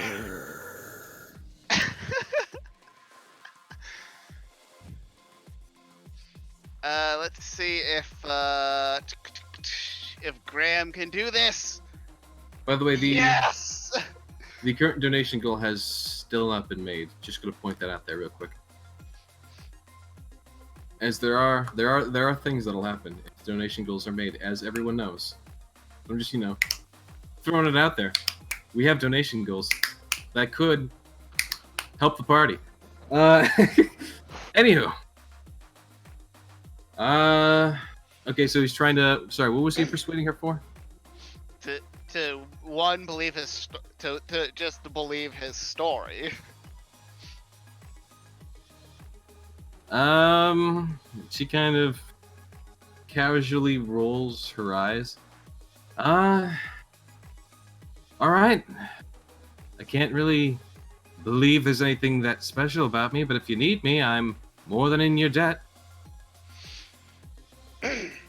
I'll do whatever kind of magical nonsense stuff you want from me. I mean, we still have to find others, but if there is any good way to get in contact with you, I mean, we kind of helped a town out, and they're kind of really grateful. I mean, so we might be there a lot.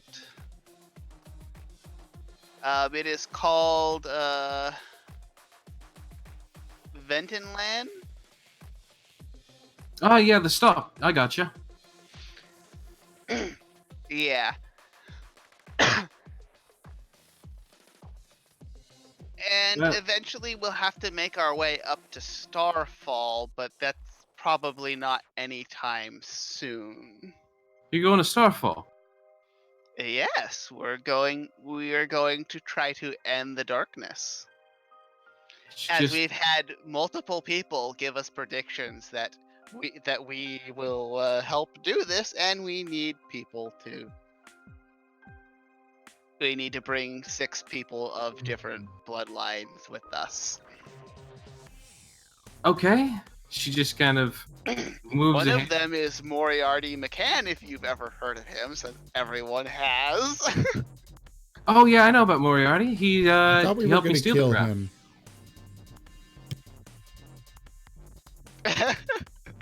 But yes, he is one of those people who gave us predictions about. Wait, he helped you steal the crown? Yeah. Huh. Graham has newfound respect for Moriarty McCann.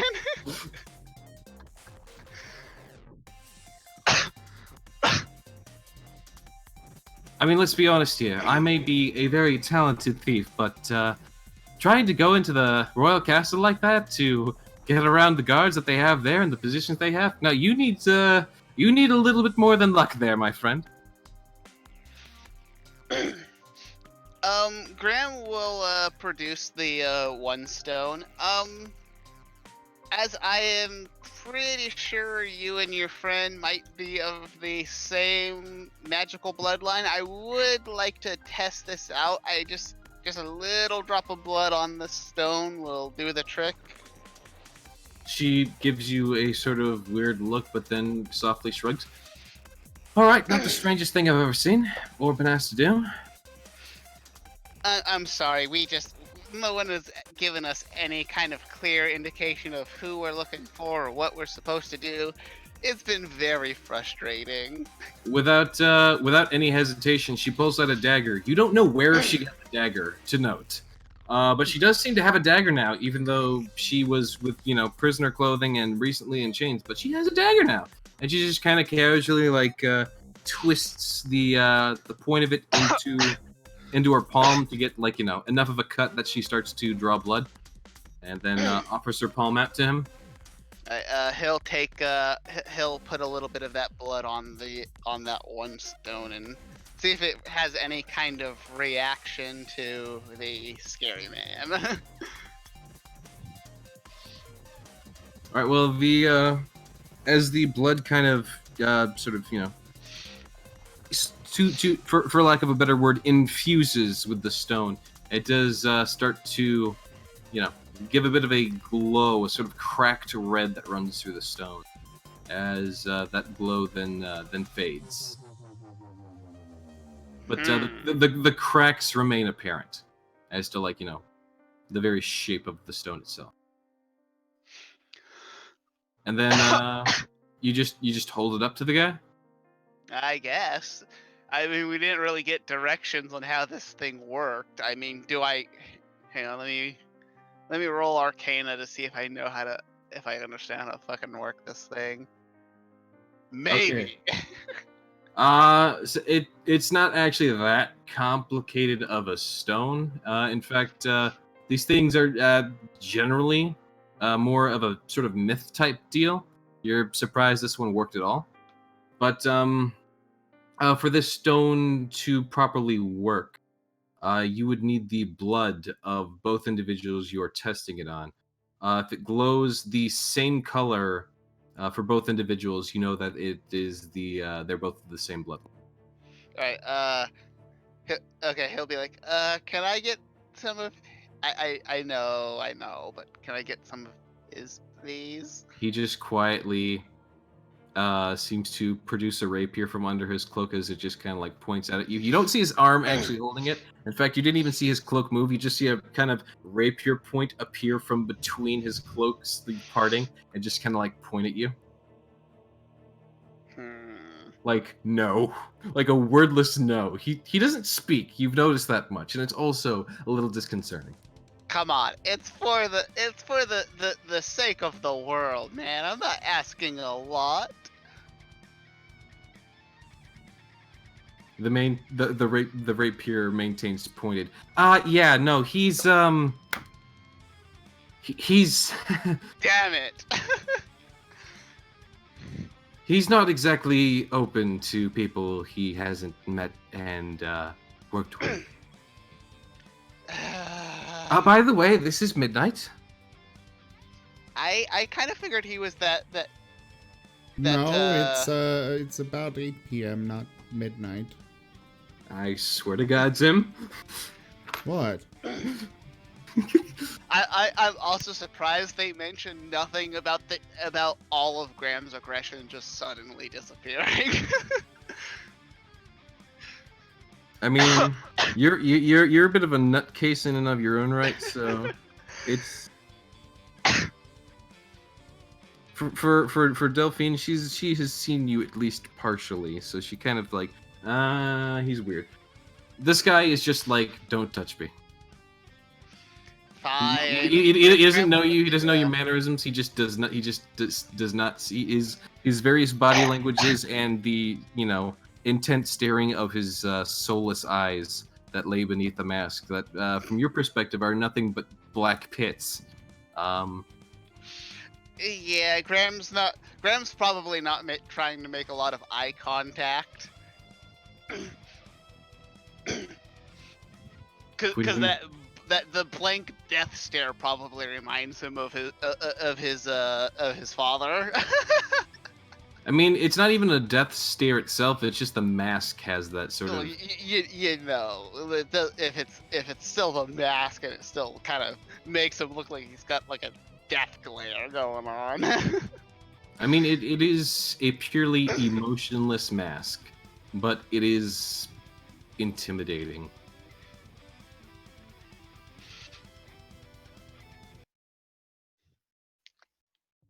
Regardless, the individual does not seem to want to give you his or her blood. I mean, you assume it's a guy, but like, all they know about it is that it's a fox, which is apparent from the kitsune mask. So, did Midnight teach you everything you know about thieving? She gave a soft scoff again. Oh, no, not at all. I haven't actually met him until this past year, but I've been growing up on these streets for a long time on my own. Again, this isn't the first time that I've been, put up to the chopping block due to stealing quite a few things of incredible value. I'm a little bit of a celebrity. Not as much as he is, but Well, hopefully you're putting the stolen valuables to good use. Sure. I mean, it's not I don't really care one way or another. I'm just saying. Okay. I'm not really a fan of nobility. I mean, if you're stealing from like other like poor people, I like No, dear think God, they need no. to. Then I might have to try to do something about it. But that you seem nice enough. It's not And like I'm trying to Moriarty hurt anyone. McCann is weird, but he isn't. I don't think he associates with bad people. She kind of Well, just. no, of course he doesn't, because he is the bad person. She kind of like scrunches up her face at that notion that Moriarty doesn't hang out with bad people, and she just kind of like nods her head back and forth. Yeah. Sure.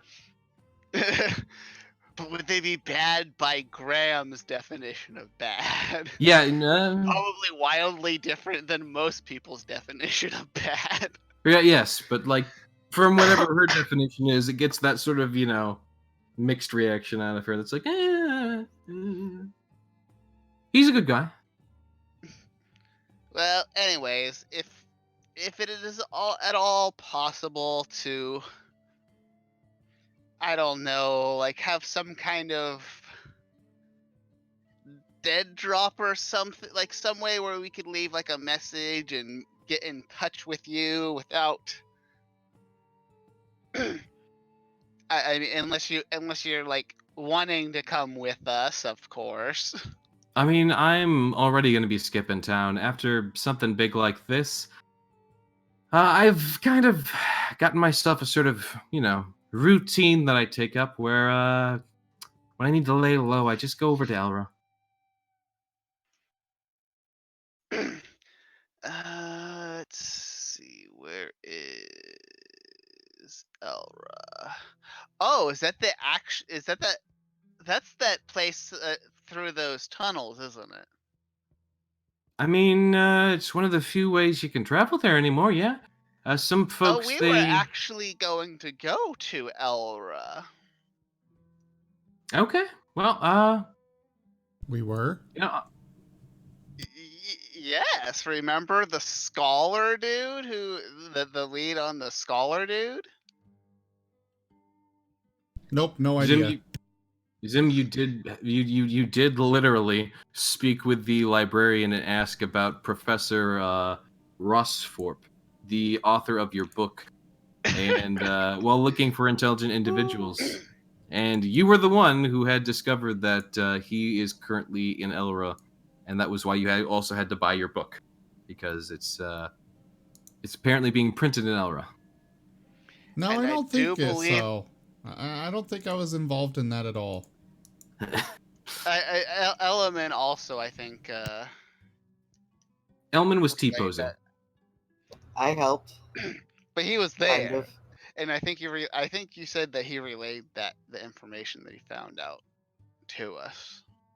Yeah, someone relayed the information, I'm pretty sure.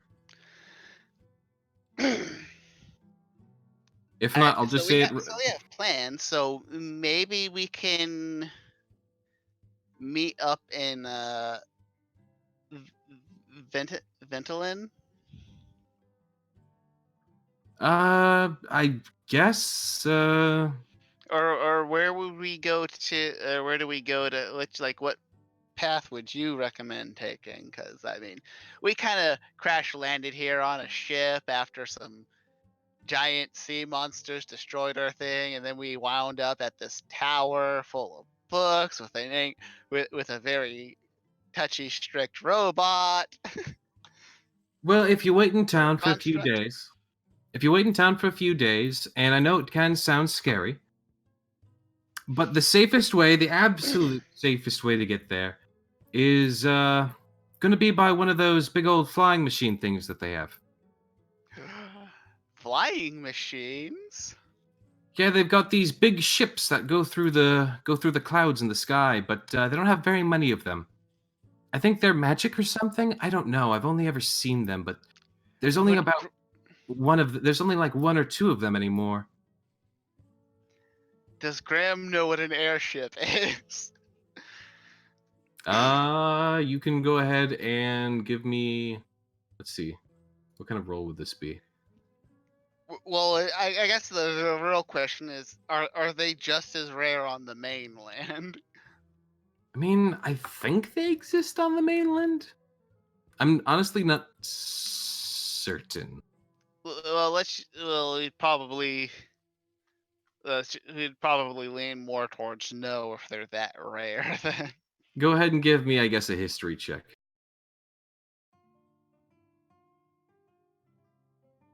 Graham does know the idea of an airship, yes. Though he's probably never properly seen one himself given his background. But he does know of the idea of it. That's very cool. And you have a way to get us on board one of these? Oh no, I have to go underground. It's if you want to get there in the safest way possible, that's what I recommend to you. It is also kind of expensive, though I think I did hear some of the guards or whatnot speaking about there was something going on with the airship around here. I don't know. I don't really associate with them. I normally just try to eavesdrop on them to figure out when their schedules are. They like to kind of state them a lot. So, if you're going to go to Elra, how are we gonna get in contact with you when we get there? Oh, I can just probably find you, especially if you take the airship. I can just watch for that. They're always so, big and I mean, they are by far the fastest way to travel aside from the Beetle. I mean, well, but In case we don't go by the airship, do you know of a specific inn in Elra that we could possibly look for?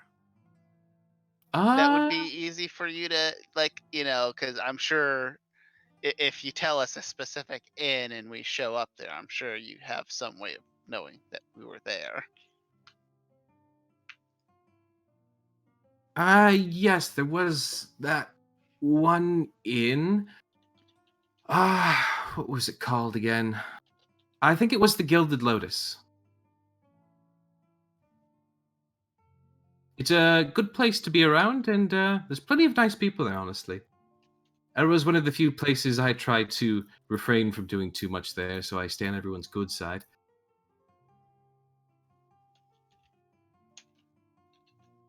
It is of a different kingdom, so to speak, so if things do go bad here for you for one reason or another, it's a safe place. Oh yeah. Also, Graham will use prestidigitation to remove the fur dye and take off his and put on his normal. Take off the cloak that was hiding his normal robes. Right. Okay. This is what I actually look like. A lot of us were wearing disguises. She nods a few times. Yeah, I did see you guys come in when you paid the visit.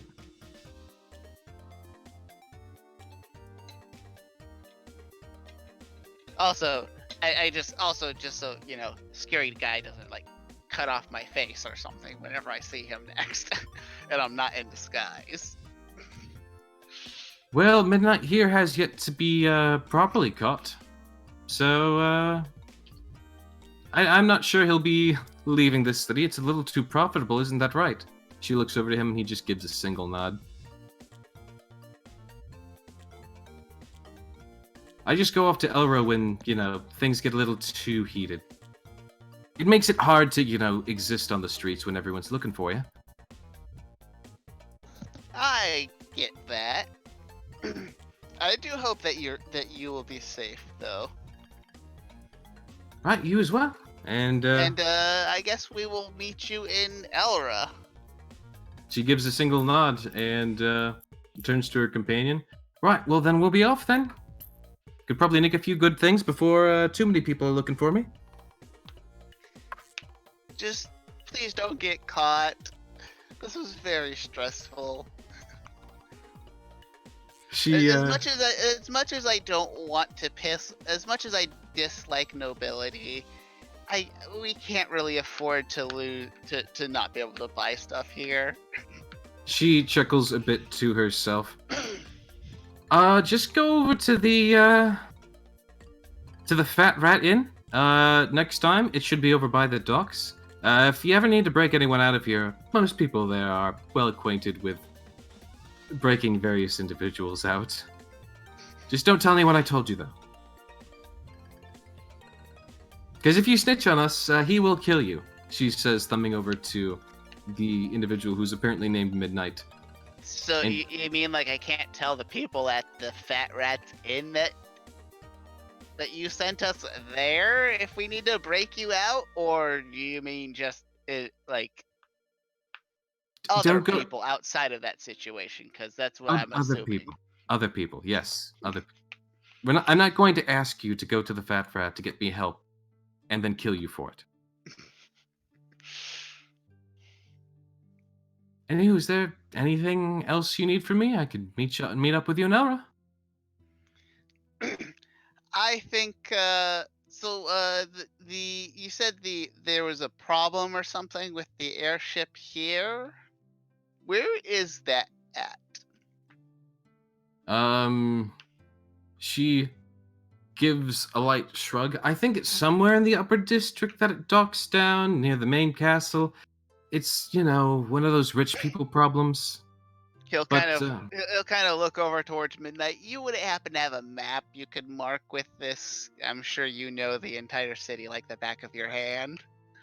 He gives a single nod, and he actually does have a map for this.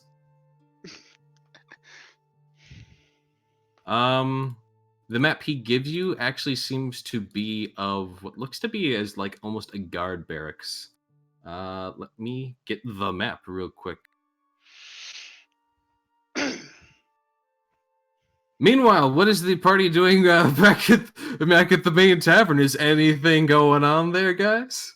Craig is attempting to talk to or ask questions about the book. Chrisforn is more than happy to share everything that he knows about it. Does Risvar need to make a wisdom save to see how annoyed he gets? Craig's Or how first much of a question- migraine he gets trying to explain magic to Crag? He Next wouldn't first really get annoyed. Sorry, go ahead. Craig's first question is to explain the title of the book.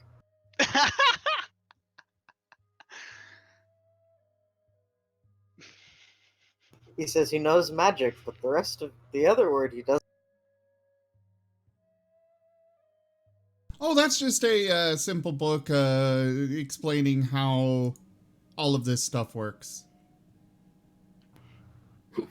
And explaining what's in here,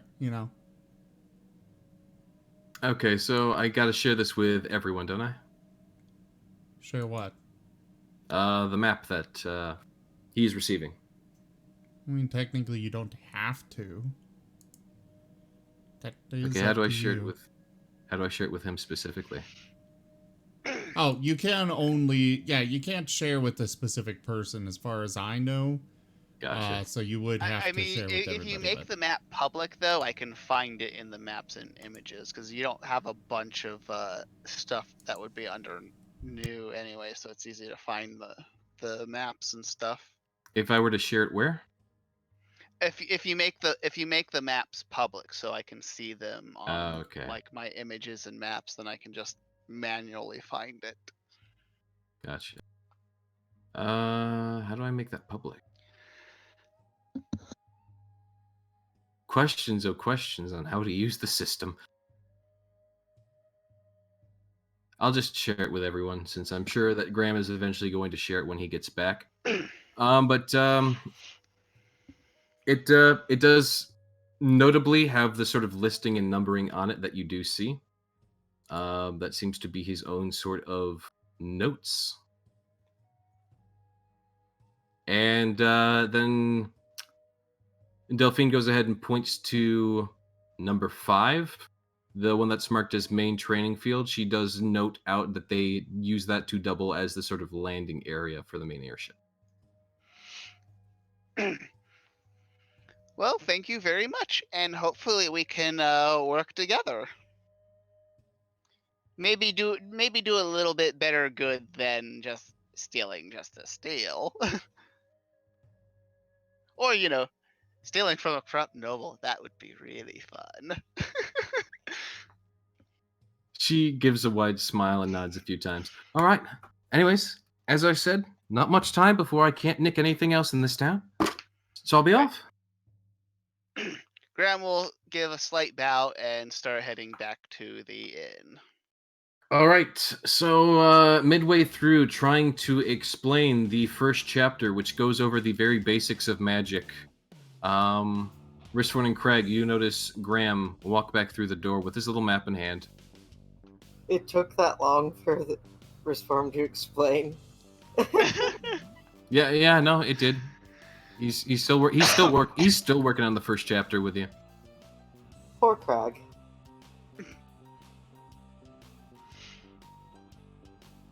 But Risforn is more than happy to do so.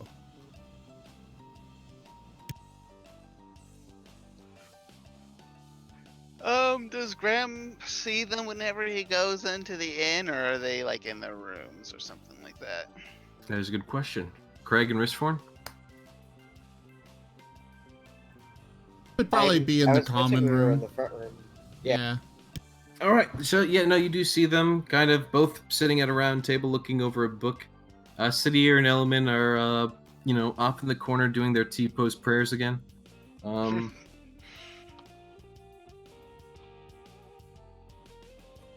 And Zyre is doing Zyre things, maybe hanging upside down from the ceiling for all I know. Zyre's probably just been watching Risford try to teach Crag and laughing. Graham will approach Zyre first. Hey, I managed to catch up with Delphine and a scary friend of hers named Midnight. He's whispering this, by the way. So everyone in the inn doesn't hear him. And Zyre has really good hearing, so he can whisper really quietly. Yep. You do notice, of course, that the Fat Dragonborn has still not yet returned, even though that this is basically happened a few hours ago now. I am sure the Fat Dragonborn is in a lot of trouble for, just letting, while Delphine got away. Who knows? Maybe you'll need to save him from an execution next. Yeah, the you problem with know. that is he's a noble, and Graham doesn't really give two shits about a noble. You know all about it. So why don't you tell us there, Gold King? Tell you about what? What's gonna happen to him? He said, "Who knows?" And well, you do. So I tell. do, but that's not in my job description. I'm here to tell the story that's happening now, not the story that's happening to other individuals. Okay. Don't worry, you will find out when you find out, which will be eventually. Or possibly never. Possibly. That is a possibility. It's possible you never return to the city. Graham will show the map to Zyre. So in this main training field, there is apparently an airship that is having troubles, and the safest way for us to go from place to place would be in this. It's apparently expensive, but we might be able to get some kind of deal if we manage to help them out with the airship or something.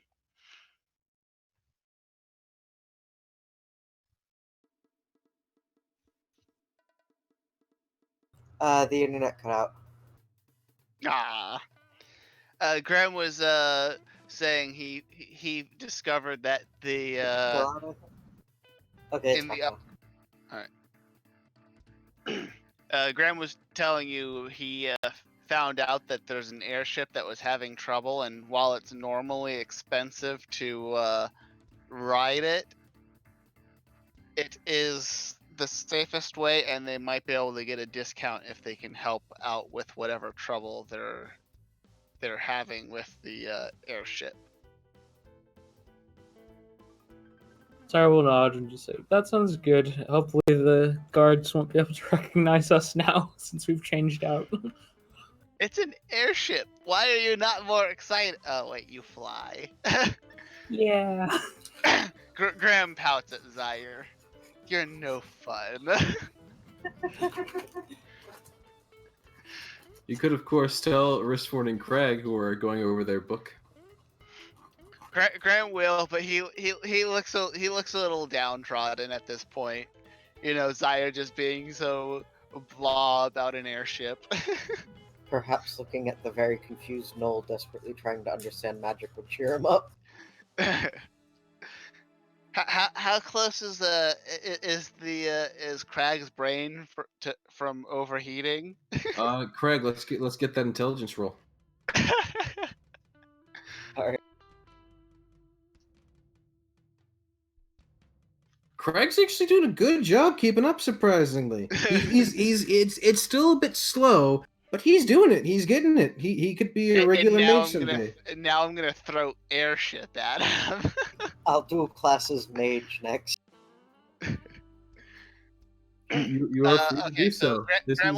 Graham will walk over and put the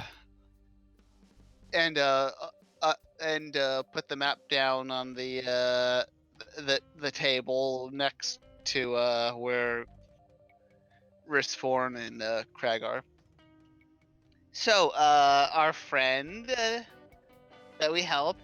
Excuse me, we're in the middle of a lesson here. Craig smiles. This is kind of important. Hey guys, remember when we wanted to save the world? No, magic. I have to teach the dumb thing. We have to teach the Knoll about magic crafting. Craig is wondering if you can craft spells to make him better at sneaking. I think there is a spell for that, actually. At least. There is. It's called invisibility. Like, yeah, there's invisibility, there's... Pass without Of course. trace. Yep, there's that one. But I'm not sure any of those are evocation spells. No, And the book no. is purely on evocation spells. So Craig is learning how to shoot fireball. Well, he's also learning some of the basics of how magic works, right? For evocation magic, yes. Okay, that's a start. It's enough to get him interested, at least. Especially since he's surprisingly okay with it. Alright. So is there...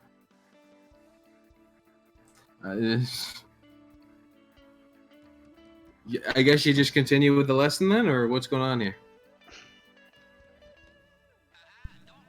Ristforn will look over at Graham, see his quivering lip, and concerned demeanor, and just kind of sighs. Okay, what is it that you want to show? Well, I have a map, and the knowledge that there is an airship, which yes, that's nice. Now, you see, magic missile. Graham will just take the map and leave. I'm kidding. I don't actually do that, but he's not quite that much of a dick. Not quite. Yeah, if like Snowy had for some reason died, Graham might have just set your book on fire. Character development.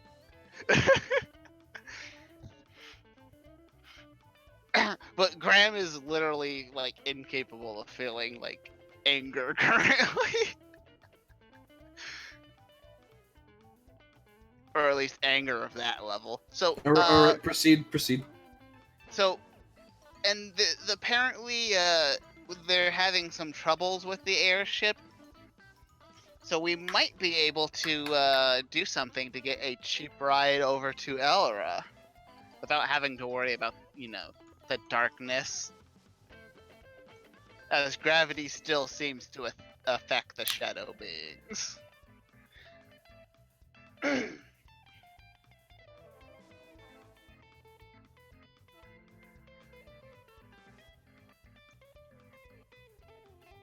Wishforn, your response. Sorry, repeat that? I kind of just dazed There- off. There's an airship in the upper district that looks like some kind of military compound, and it's currently having some troubles, but it's also the safest way for us to go all the way up to Elra.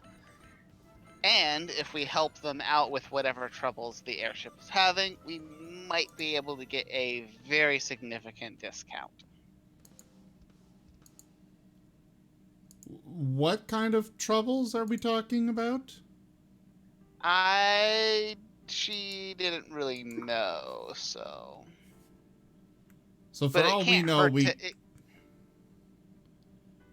It can't hurt to ask. I mean, it very well could. I mean, unless you think they're gonna execute us for asking a question. Well, actually, no, they might. Yeah. You guys have literally no faith in the government system, don't you? Let's Again, see. that's It's kind- run by you. And I have mentioned that Graham just has zero, like, faith in nobility. Man, just wait till you guys get to Elra.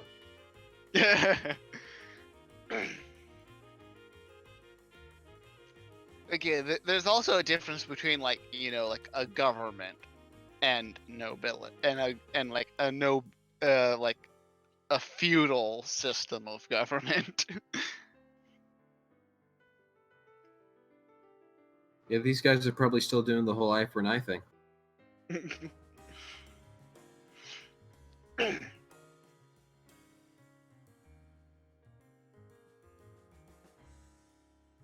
Oh, so Do you wonder why Graham, we don't trust you?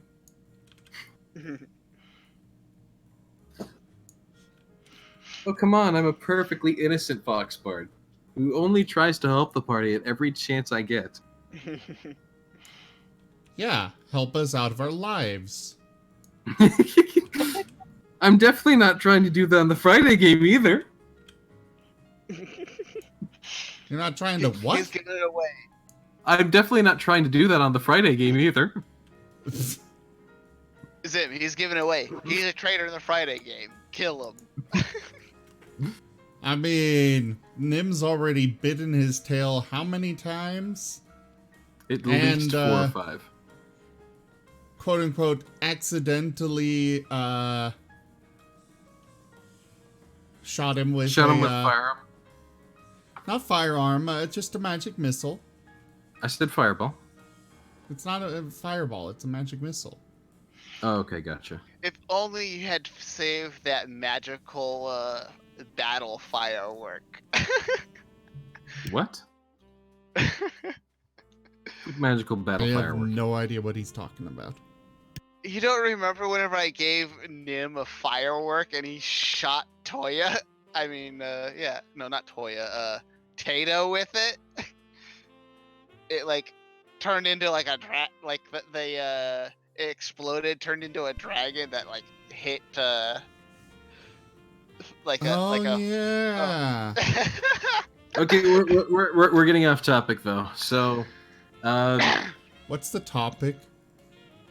Graham has reported that there is, in fact, something going on with an airship over at this various yard. They're having issues with it, or something regarding it. Who knows?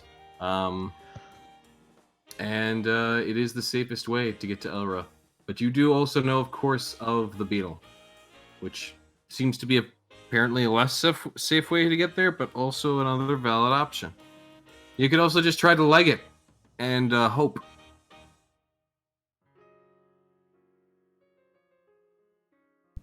Well, okay. I think we will go the route of... it sounds more interesting to go with the airship. Let's try it. Crag interrupts. What's an airship? I will also state there it is also a valid option to stay in town if you want to keep exploring the city. The airship doesn't seem to be going anywhere anytime soon. Risforn does want to go and get the rest of the books in the series. Fair enough. He's curious and wants to learn even more. So he's happy to leave. Torture Crag more. And He Graham is doesn't not have torturing Crag. He is enlightening Crag. Surprisingly effectively, you're a good teacher, apparently. Yeah. Stop hating on Risforn.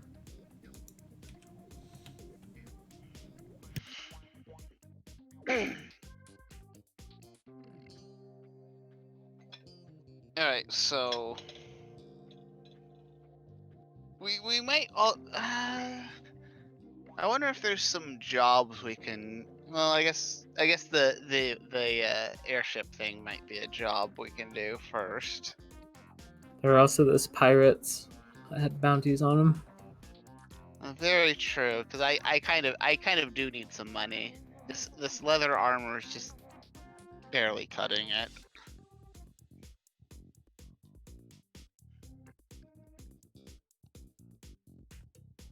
Well, we can go look for a bounty board or something.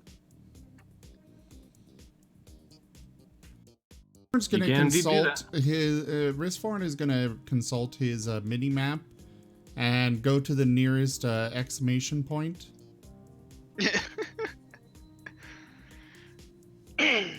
Unfortunately, this isn't a game. This is real life. So someone in the chat, use influence to give us that map. But you have seen the bounty board before near some of the local constabulary, so it's not terribly hard to go out and find various bounty postings around town and what have you.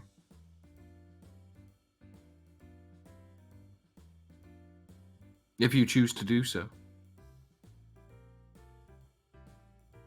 Yeah, we're gonna go do so. Okay. Look for the nearest one. Who is joining Risforn? Crag will. Sire will direct. Graham, obviously, because he's kind of. Okay, the people who are here, y'all get up, y'all get out, and y'all head to the nearest bounty board in the hopes to get a bit more cash. Surprised that you're not, doing well enough on your own with, Graham sitting here with how much gold do you have? 112 GP, man. It's the hard not life. And I need 400 to buy the only armor that will improve my AC. It's the hard not life. Okay. Let's see. So we've already just to refresh the main big heads on the bounty board are Moriarty McCann for 2,000 gold, wanted alive. The pirate captain himself wanted for 10,000 gold, wanted dead or alive. The first mate wanted for 5,000 gold, dead or alive.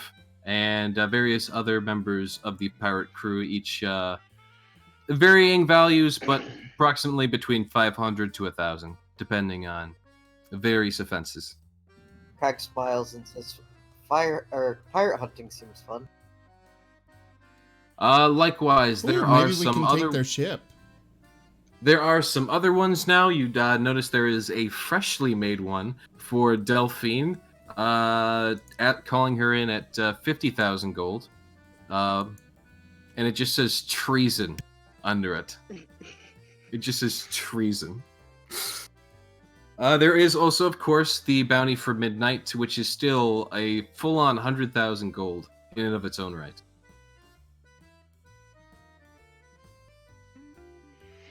Even though they don't know what he looks like. They don't, but you do notice there is a depiction of the mask. You're not sure how you didn't see that before? I think the DM just decided to have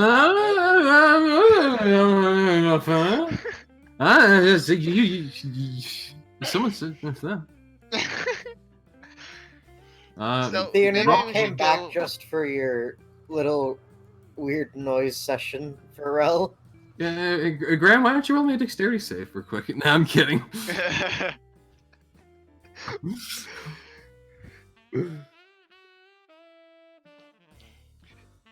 As you are going about and around, just because I want to use this map, because I had it all set up. And because it is still the same day, I'm gonna really quickly put you guys in this map, because this map may have some opportunity if you want to try and do stuff with it. Otherwise, I spent a lot of time putting up this map, and I just want to show it off. Are No, there I don't gonna wanna be see it. pirates in that map? What? Is there gonna be pirates in that map? There could be. There might be. I'm not saying whether there are or there aren't. I can list out if you notice any of them. But here, let me just throw it up there real quick for you. Yeah, Graham will take a few for like the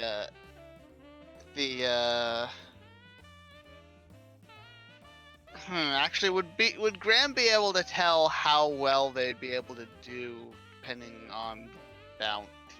Oof. Like how so?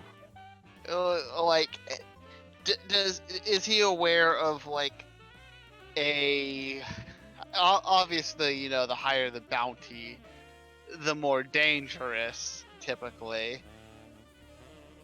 But would Graham be able to be like, oh yeah, we could probably, based on like the, you know, given the fact that he does have some kind of like Yeah, but you background in certain things, if he would be able to be like, so this bounty is worth 2,000 gold, so we're at like an appropriate skill level to be able to take this on.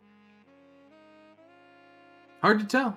I mean, as far as you can tell, and as this does, you know, occur for generally, for most bounties, price, of course, is determined by how difficult they are to catch or kill, as well as the offenses they have been charged with, as well as, you know, there's various factors to the prices. So, you know,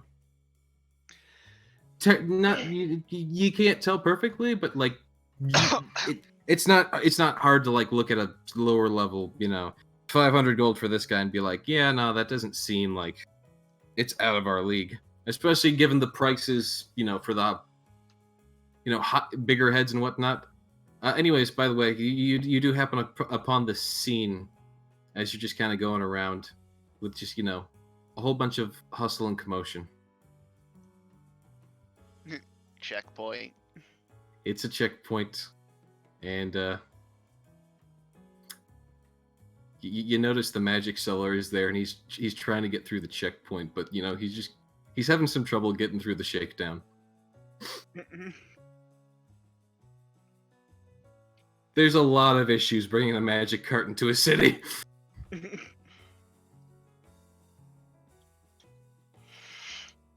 I don't know, there's other stuff going on around the crowd if you want to look over it for possible opportunity. Every time I'm making a crowd, I'm just letting you know I'm putting other things in the crowd besides the main objective.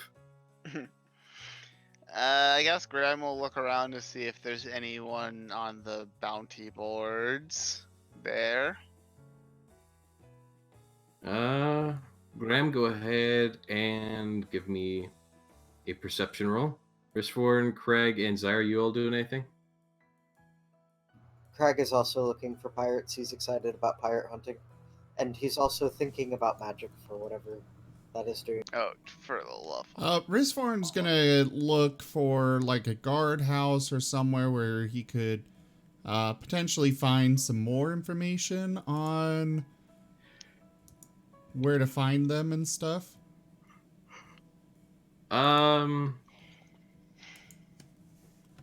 Do I Zaira's see also looking for Delphine the on this pirate. map? Yeah, by the way, feel free to move yourselves as you wish around the crowd and whatnot, as where you are will affect what you can and cannot see. And the various opportunities that unlock for you. Ristforn, assuming you actually move out of the alleyway at any point, you would, of course, take clear note of the frickin' straight up legion of guards who are like standing in formation, who have a guard captain associated with them. Back in that there in the bottom left sort of area, they do seem to be overlooked by 3 individuals who do seem to be higher class citizens, discussing amongst themselves. He's gonna approach them and ask about. So where can I find these pirates that you guys have a bounty out for? The guard captain just slowly looks over. If we knew where they were, well... Actually, we do kind of know where they are. They're somewhere between Fortitude and Elra.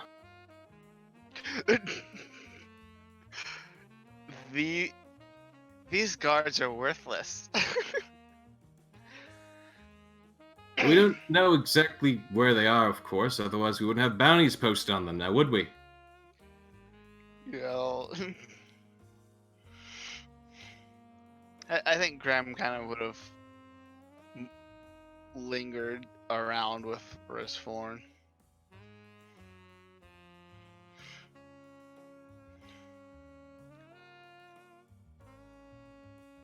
Well, okay.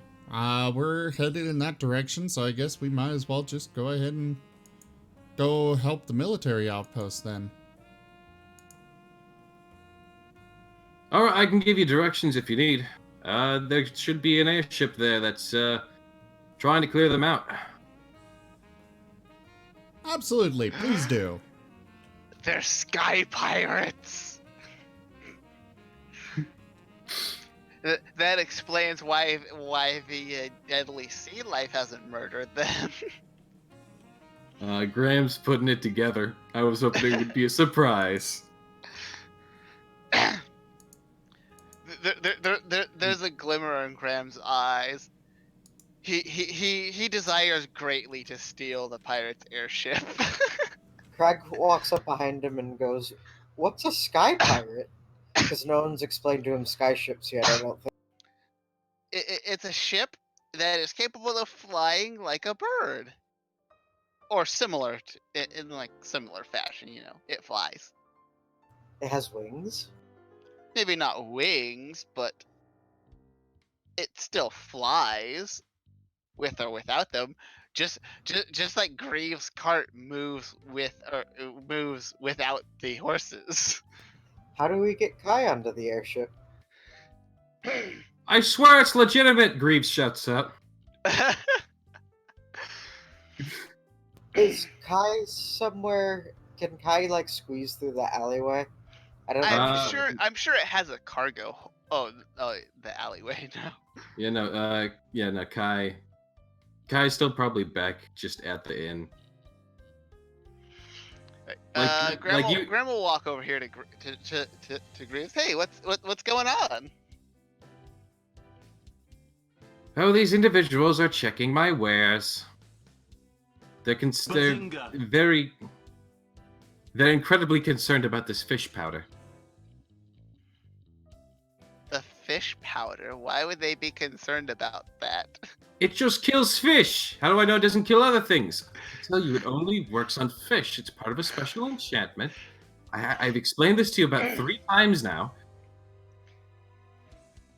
Hang on, Graham will attempt to, what do I roll to explain magic to them? Proficiency Arcana. Alright.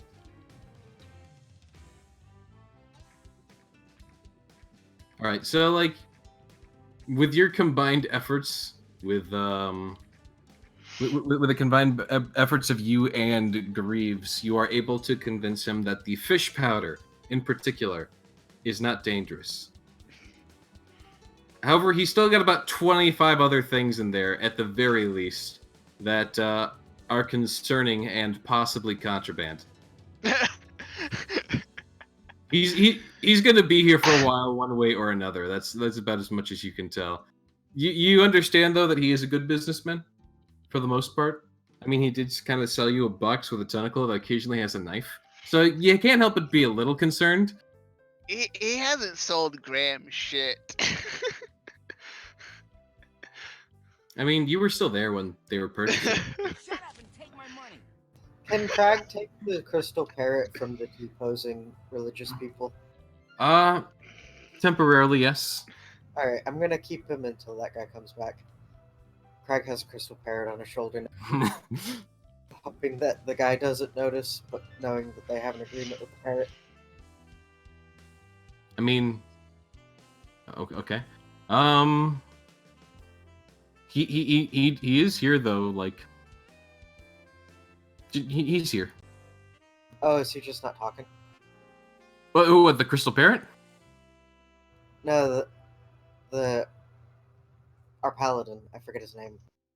Oh, Sidier. no, Sidier is not here. I'm sorry. I was talking about Greaves. Greaves is just here. No, we have the crystal parrot. It's on our paladin folder. Yes, I know. So now it is on mine. Yes. Well, just, as long as you're not taking it from their inventory. And if Graham didn't desperately need to save up for armor, he would have probably have gone back into the city, bought a bunch of gems, and then gone to see Greaves. That's it. Possibly, potentially. Anywho. Yeah, he's not doing that because he needs 400 gold for armor. So are you guys doing anything else with interacting with this crowd? You've figured out a little bit more about the airship, some more information about it, and the potential issues that are going on with it. What with sky pirates? I see Delphine's pog. What? Isn't that her? Isn't that her little pog on the far left? What? The guy I'm rotating? Oh, that's Yeah. that's more like the right. Oh, sorry, right. That's what I mean, it looks like Delphine, but it's not Delphine, because there are a lot of things that look similar because I have to reuse tokens to properly convey a crowd. Lies. Crag looks around the crowd for anyone who'd be easy to pickpocket or looks like they need assistance. People easy to It's a pickpocket. very large. Okay, so I'm going to hurt these people, but help those ones. Any way to make gold, that's Crag's life. From which position are you making this roll? From behind the centaur, apparently. I was going to Okay, move you before see that. nothing. Alright. Like I said, depending on your position, when you make these rolls, that will change what opportunities are available for you.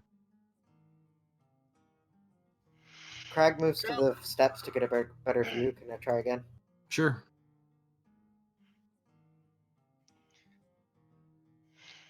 Still nothing. Graham will walk around the crowd and see if he can't hear people talking. See what he can hear about what people are talking about. So I'll probably do a few perception checks. All right. You notice, of course, these immediate individuals right in front of you, as the crowd is in a bit of a murmur. So hearing really past them is kind of hard, but you do hear that they're asking this individual royal guardsman up here as to what's going on, why everything's taking so long, and he explains that they've set up a checkpoint. They got this one man with all these magical items that's causing a huge holdup, as this is blocking traffic going in and out of the city. He does also proceed to explain that they're also looking for the crown thief, as they recently escaped, and they're probably going to make a break out of town fairly soon. So if you see anything, just let them know. Alright, Graham will continue on. Graham kind of shuffles past them. Graham's gonna just kind of like walk from like one side to the other. How many perception rolls do you want me to? Because he's just kind of like listening to see if anything seems You can make off or. sort of one more roll for that sort of middle group, and then there's another roll you can make in the rightmost area. Alright.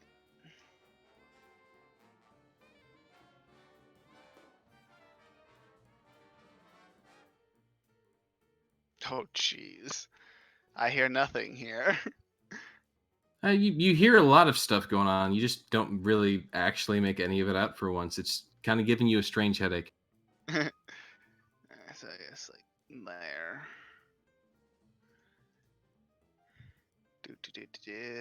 And that was with advantage. That was. I rolled. You rolled two threes. I saw. 2 threes. The dice hate me today. Right. Natural 20. Okay, before I proceed with the natural 20, because this could also start something. Does anyone, Ristforn, Craig, and Zyre, do you guys want to give more input? Because I'm going to be honest, Graham has been taking up a lot of this session. I want to give you guys some more limelight. I've been happy with what I have. Okay. Craig is just gonna move around and keep making his perception check. Okay. Go ahead and make 2 more moves before I continue with Graham, before you make your various rolls to figure out who needs what or who can be pickpocketed and what have you.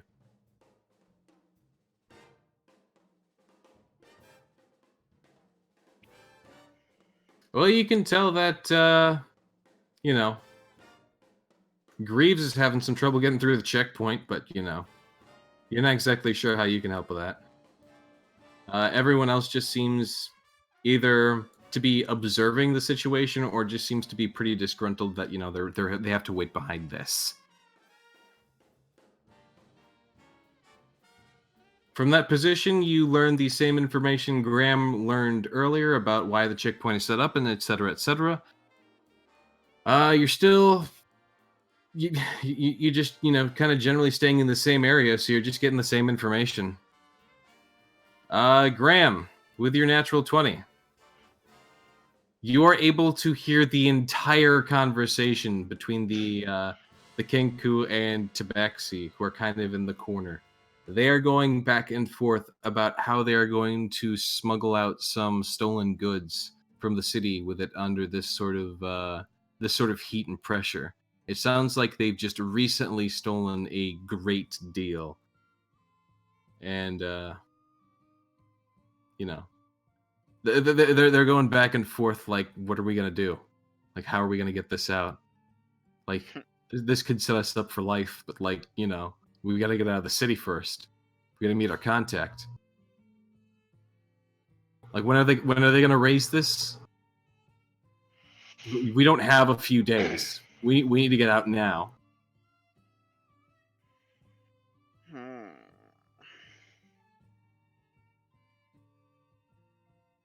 So in other words, the quest option is still available in this area.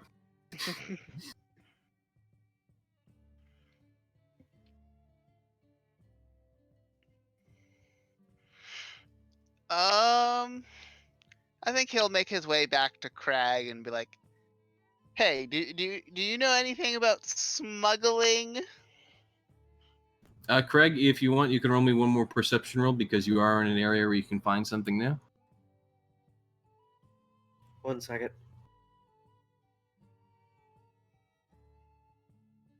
Yes, the 2 turtles off to your right, as well as the kind of heavily armored dragonborn. You think that they'd be kind of good targets, as they all seem to be kind of moving slow. They all seem to be kind of just staring at the line. The dragonborn himself seems disgruntled, and the turtles are in fact turtles. They are slow. Crag makes mental note of that and then listens to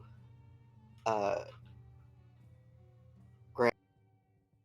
And I need to check my sheet if I know anything particularly about smuggling or if I have to roll for All right, go ahead and check your sheet real quick.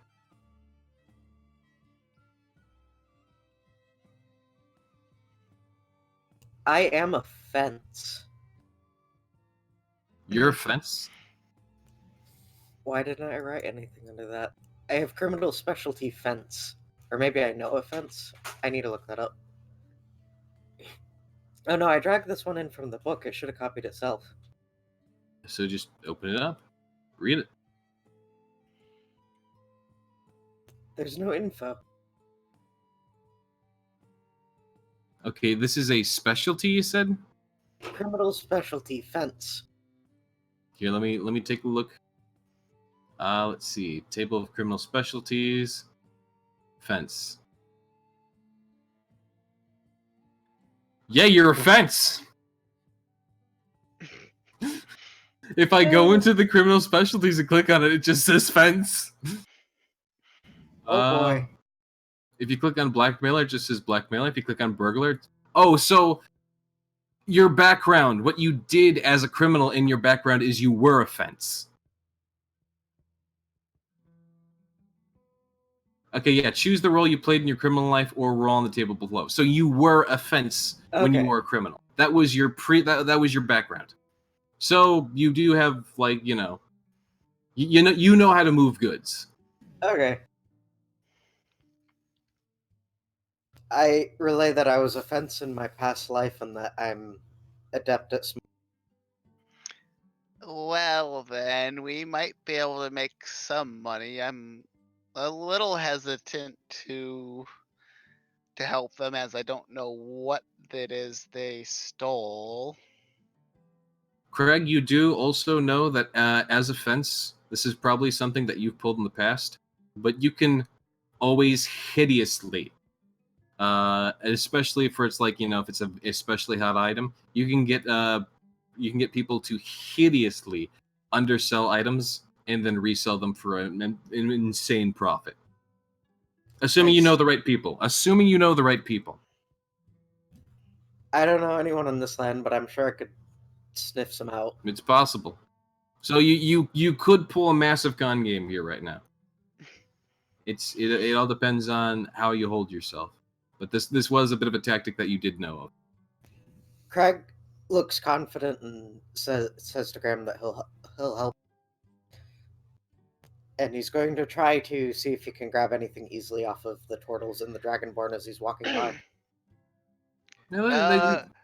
Graham looks at the Dragonborn and the turtle. Do they look like they're more like the nobility type?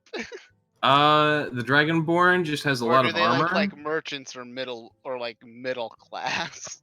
The Dragonborn looks as though he's some form of mercenary or something of the sort. He has a lot of armor. He's got a weapon. He doesn't necessarily seem poor per se, but he definitely looks like he's seen his fair share of battle. The turtles look like an elderly couple, from what you can tell. They're kind of sticking close together, and they're waiting. They're waiting ever so patiently. Graham gives Crag a disapproving look. Crag looks confused and just tries the Dragonborn, remembering that You're gonna steal from an old couple? old people tend to be more wealthy than young people. This is true. Graham's look of disappointment grows.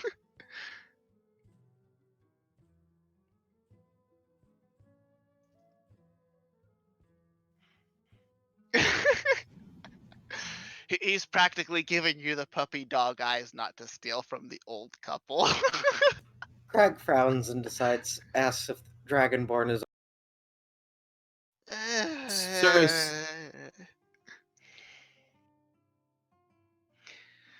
I mean, Graham, unless he rolls against you, you basically have him in the palm of your hand.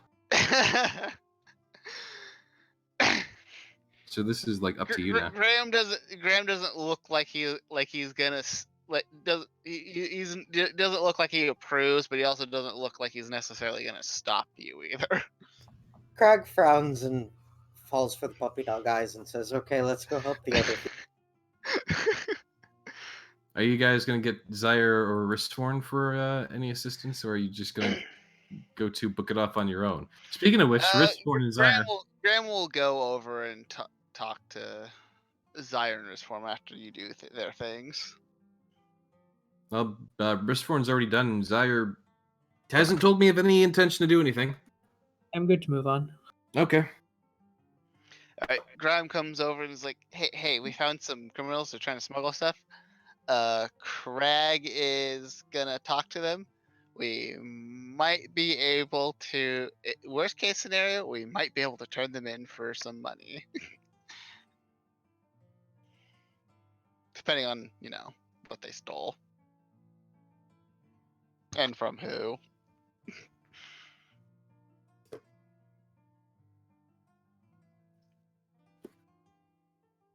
Zyre's just gonna shrug and be like, fair enough, and follow.